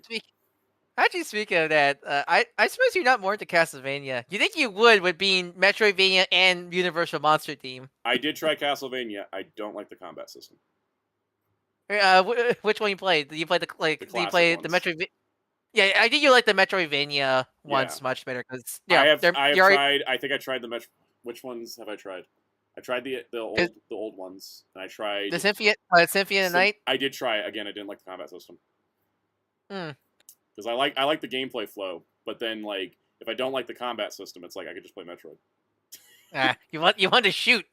I like the shooting because every time in Castlevania in those games when I've tried them, I just am terrible at aiming the whip and doing anything with the whip stuff. It's just been like, but you know, Metroid, it's like just shoot and you have like 3 directions in front of you.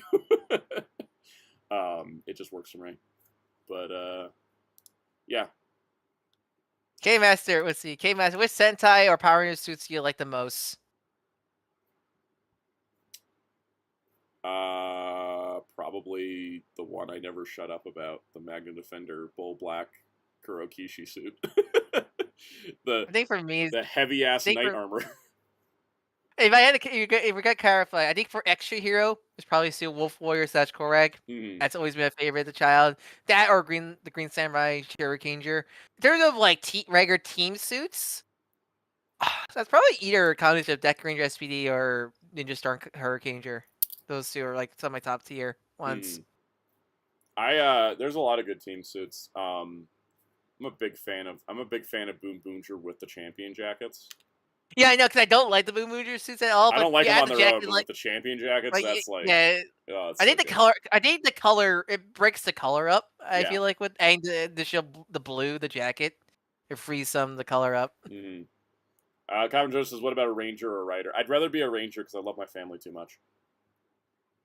If you're a common rider, your family's done for. They're either part of the villains or they're dead. You don't get to have a happy family in Kamen Rider.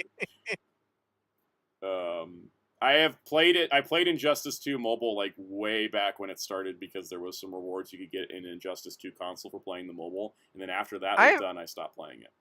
I remember playing a lot of the first games mobile. I think it's the same game that they upgraded to 2 when 2 came out. Injustice Mobile. I remember playing that a lot as a kid. Yeah. It was just free. I played a lot of Spider-Man Unlimited. If you remember that game. Oh yeah, I do remember that. Kyler64 said, "Would you rather be a space sheriff or a bee fighter?" A bee fighter. Easily. I don't want to be a cop.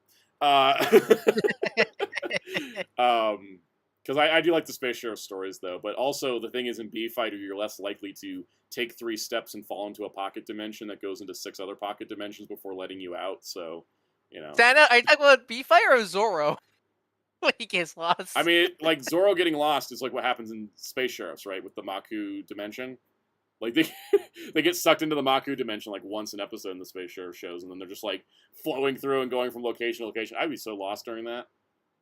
That's my favorite thing about some... That's my favorite thing with some of the One Piece video games. You play Zoro, the map disappears. Yeah, World Seeker did that, and they're goated for it. And then other like World Seeker, it didn't just disappear. It's blurred. Yeah. It's like, it doesn't matter if he's got a map. It still won't work for him anyways. That's still like that's still my favorite, like little small jokes in the live action. Zoro, I'm glad you came this way. No, I wasn't. I'm trying to go back to the mansion. He has my level of If the Hero Club Yes. have one of those like road trip movie scenarios, who would be the worst in directions? Me. Easily. I will have Google Maps and still get lost. You won't believe it. Like, it'll be like, in 500 feet, turn right, and I'll turn right at 250 feet. Recalculating. Recalculate. Yeah, it happened to me the other day, and they're like, you need to do 2 U-turns.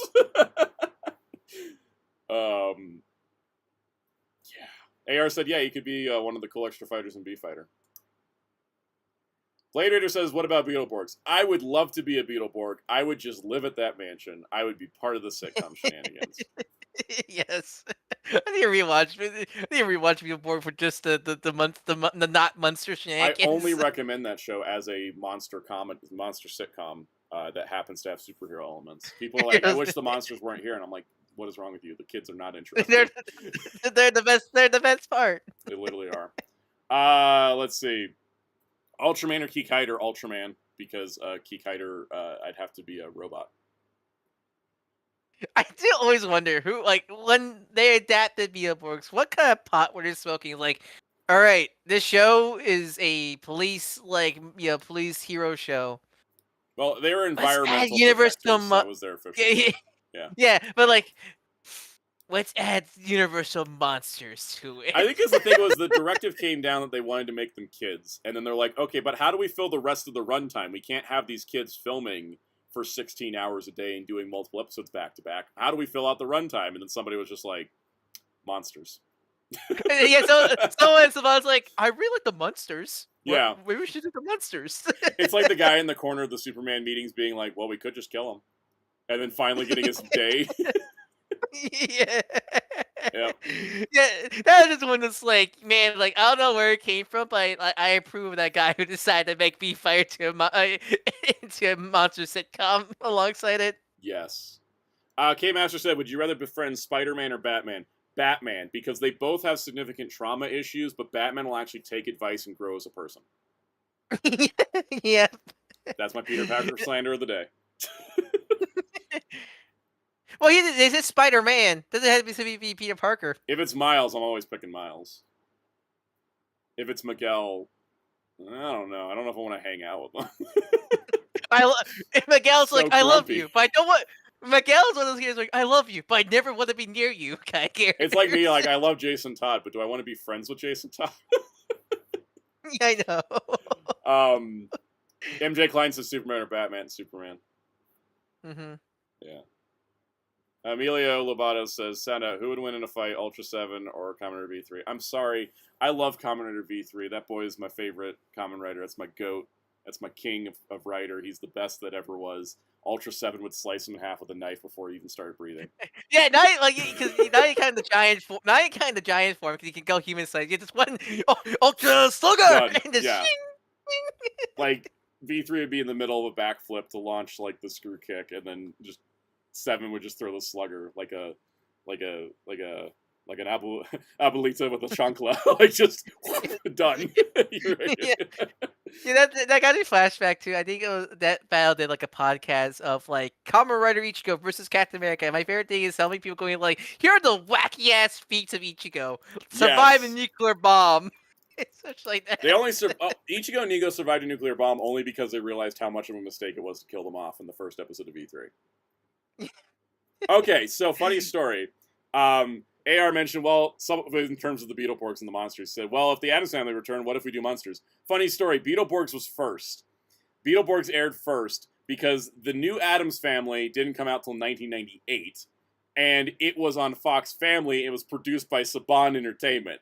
There was someone at Saban that was just really into 60s sitcoms with gothic characters. Yes.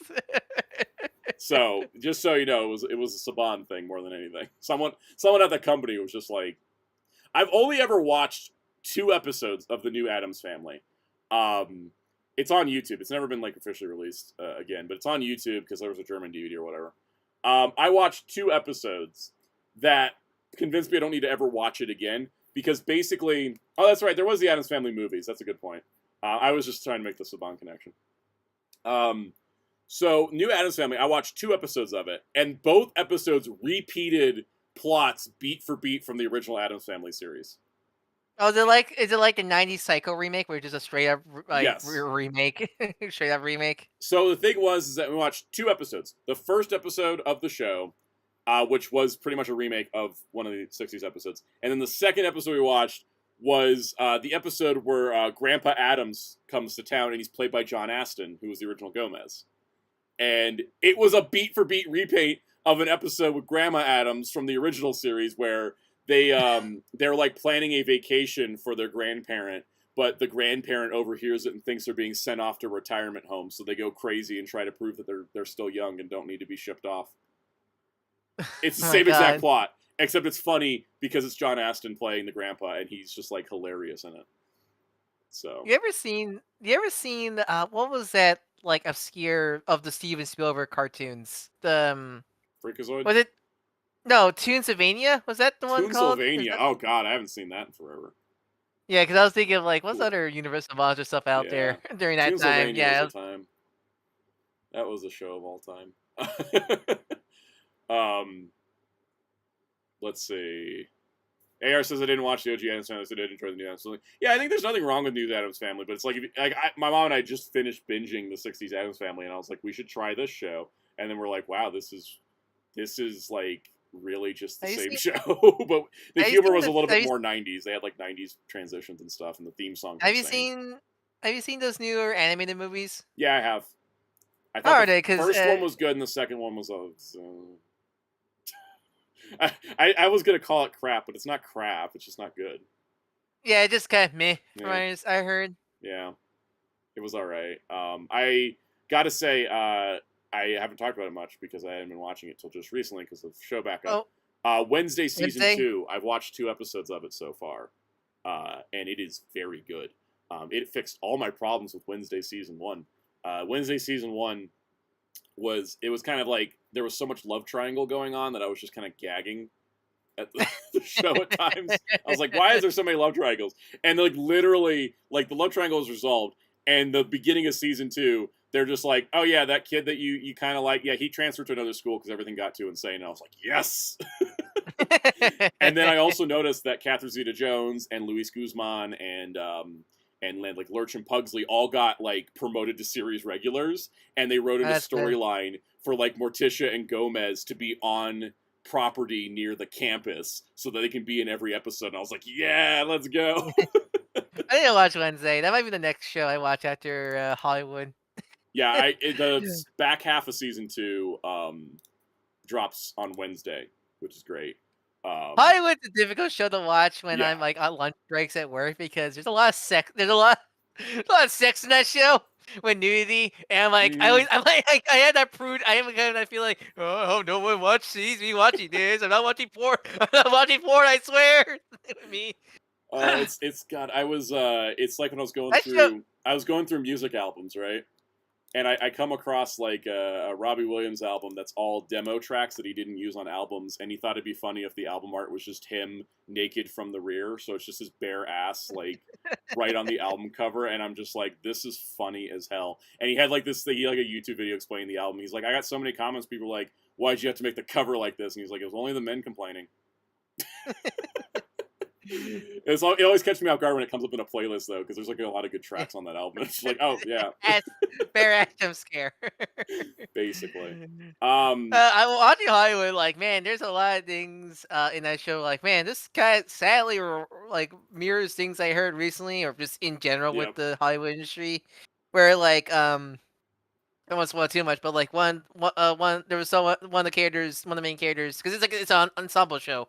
One of the characters, agreed. One of the characters, who's gay, and essentially this is like 1940s, I think, right? Oh yeah. Time. So but he's caused it, of course, it's because of the times. But the producer's like, oh, you're like, I see potential as a good actor. But if you want to get in, and he was like, go suck my and then Mhm. insert thing here.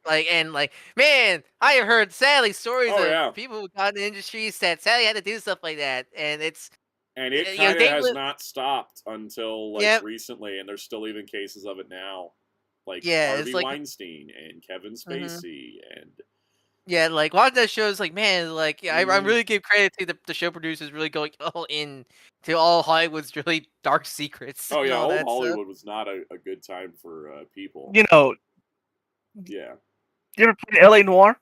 Yeah, I love yeah. the LA Noir. Yeah, that game brings that stuff up too, and it was set during those times. Mhm. Mhm.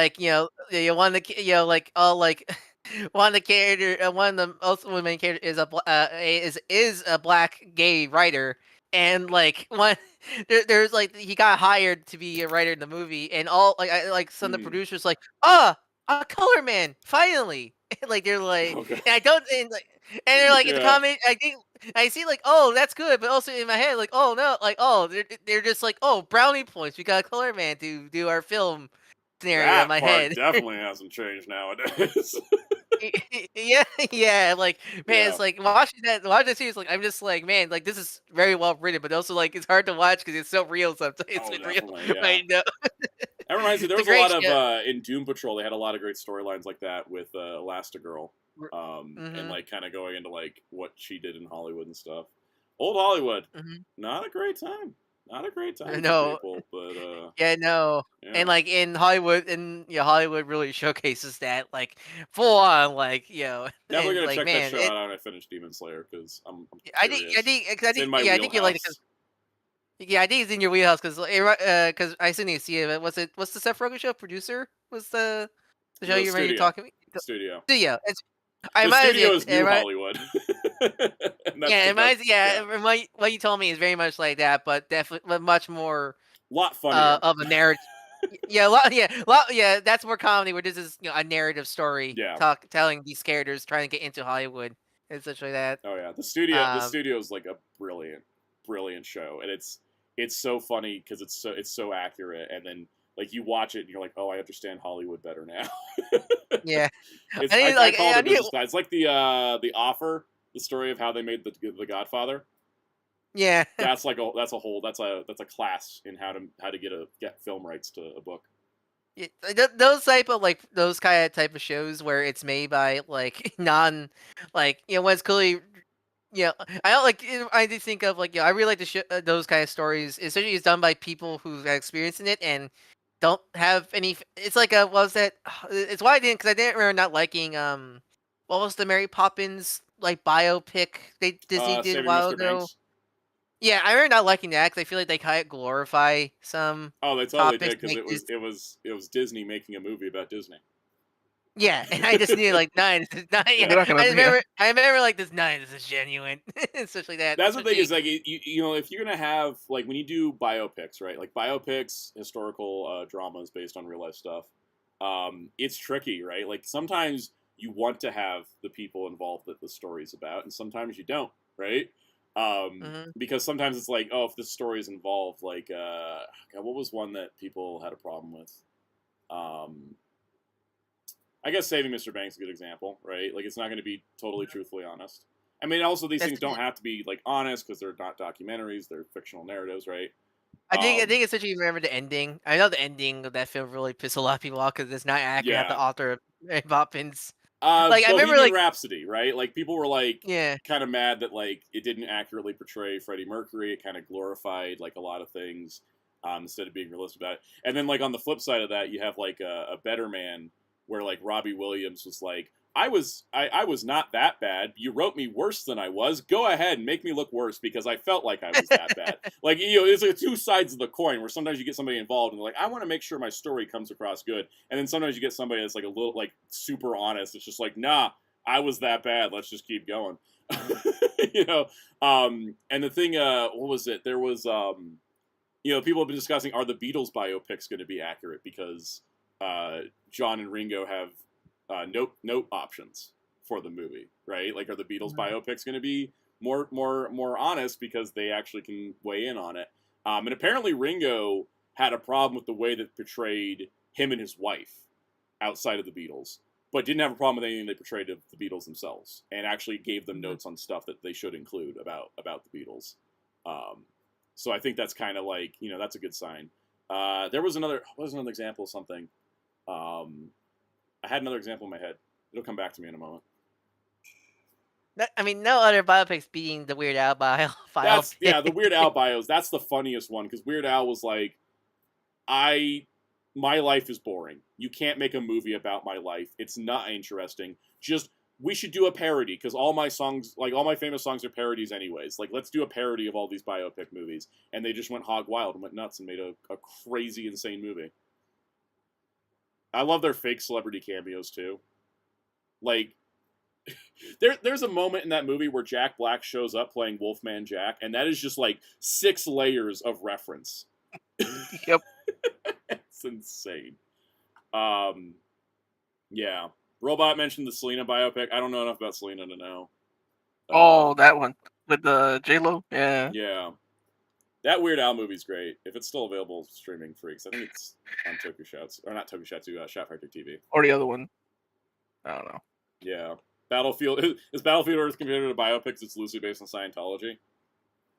That makes everything a biopic at that point. Let's see.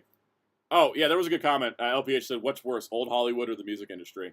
I'm gonna probably say the music industry. Like, collectively, the music industry has been around longer and yeah, still has the same problems it always has had. And also, the more I've learned about the music industry, the more I'm like, wow, that's really like an industry that just wants people to make stuff and put it out and does not care about their well-being at all.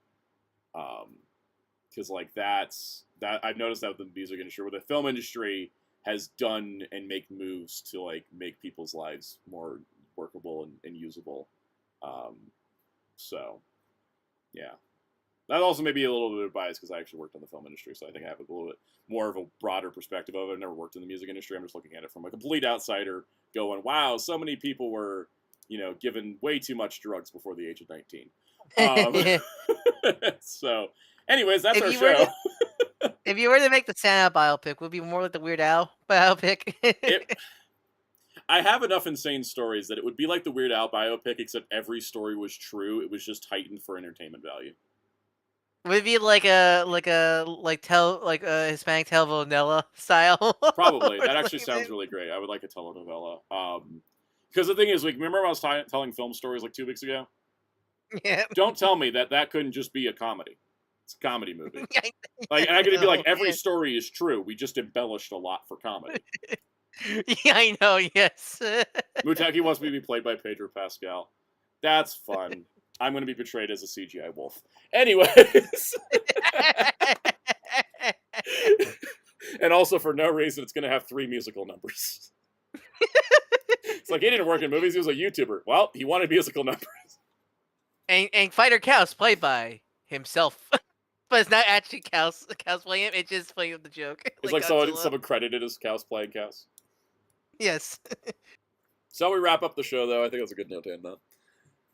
So what's your plans for this week? I don't know. I'm going to make videos or something. No, I'm going to do the Event Omnibus video this week. That's one of them. I'll figure out the other one is. Depends. Cows, what do you do tomorrow? Oh, wait, tomorrow. Yeah, I'm streaming Persona 5 Royal. This day off is really throwing me off. Like, oh yeah, right. Today's Tuesday. Today's Monday. Today's Monday. Tomorrow's Tuesday. Yeah, no. 4 p.m. Eastern, Persona 5 Royal, where me and Soundout could talk about how bad Morgana is. Because just one person that we my partner. We're like, haha. Yeah. Me and my partner have a running gag with Morgana because he hates Morgana. So I joke, "What's wrong with the cat?" And he always say, "Fuck the cat." It's like this running joke we have, where this one person was watching me. It's like, why do you guys hate Morgana? We're like, you know what? Now we're gonna dunk on Morgana more. Yes, exactly. Exactly. Wheels, you here? I think Yeah, muted. Might be. Yeah, there you go. I might be. What's our awesome site? All right, check out hero-club.com. Follow us across social media using Hero Club for Life. Check out our reviews for comics. Check out our reviews for products on occasion. Check out our interviews with voice actors, stunt actors, writers, directors, producers, and more, either at the site or on our YouTube channel, where you can follow us across social media using Hero Club for Life. Yeah. Ryan, what's your thing? You can follow me at Darko343 on Blue Sky and YouTube. I do art commercials like the one you see in the right channel. You want any, feel free to DM me in either Blue Sky or Sound Discord Protocol. Link in the description below. Cool. Yeah, and we'll be videos this week. I will do the event omnibus this week. It just depends if it's going to be Wednesday or Friday. I think it might be Fridays because I think I needed to spend a couple days like looking at like other people's videos on event omnis so I can make sure I got like a full thing. A full thing. What is the full thing? Oh, I don't know. I'm tired. Whatever. You'll be a full covered topic, and then I think I have an unboxing that I filmed. Probably throw up Wednesday. So that kind of stuff. And then in the future, a home video for the ages. Oh boy. And on that note, we'll see you guys next week for 3 more hours of love, laughs, and possible musical segments if there's no news next week. May just start doing karaoke. I don't know. We'll see. But we'll see you guys next week. Everybody dance now. Dun, Jerry, do you have those? dun, Jerry, do you dun, have? dun. Jerry, do you have those Bakama ties ready? I would love to have this as a soundbite. Yes. Dame, Yes. dame. Dame, dame. Dame.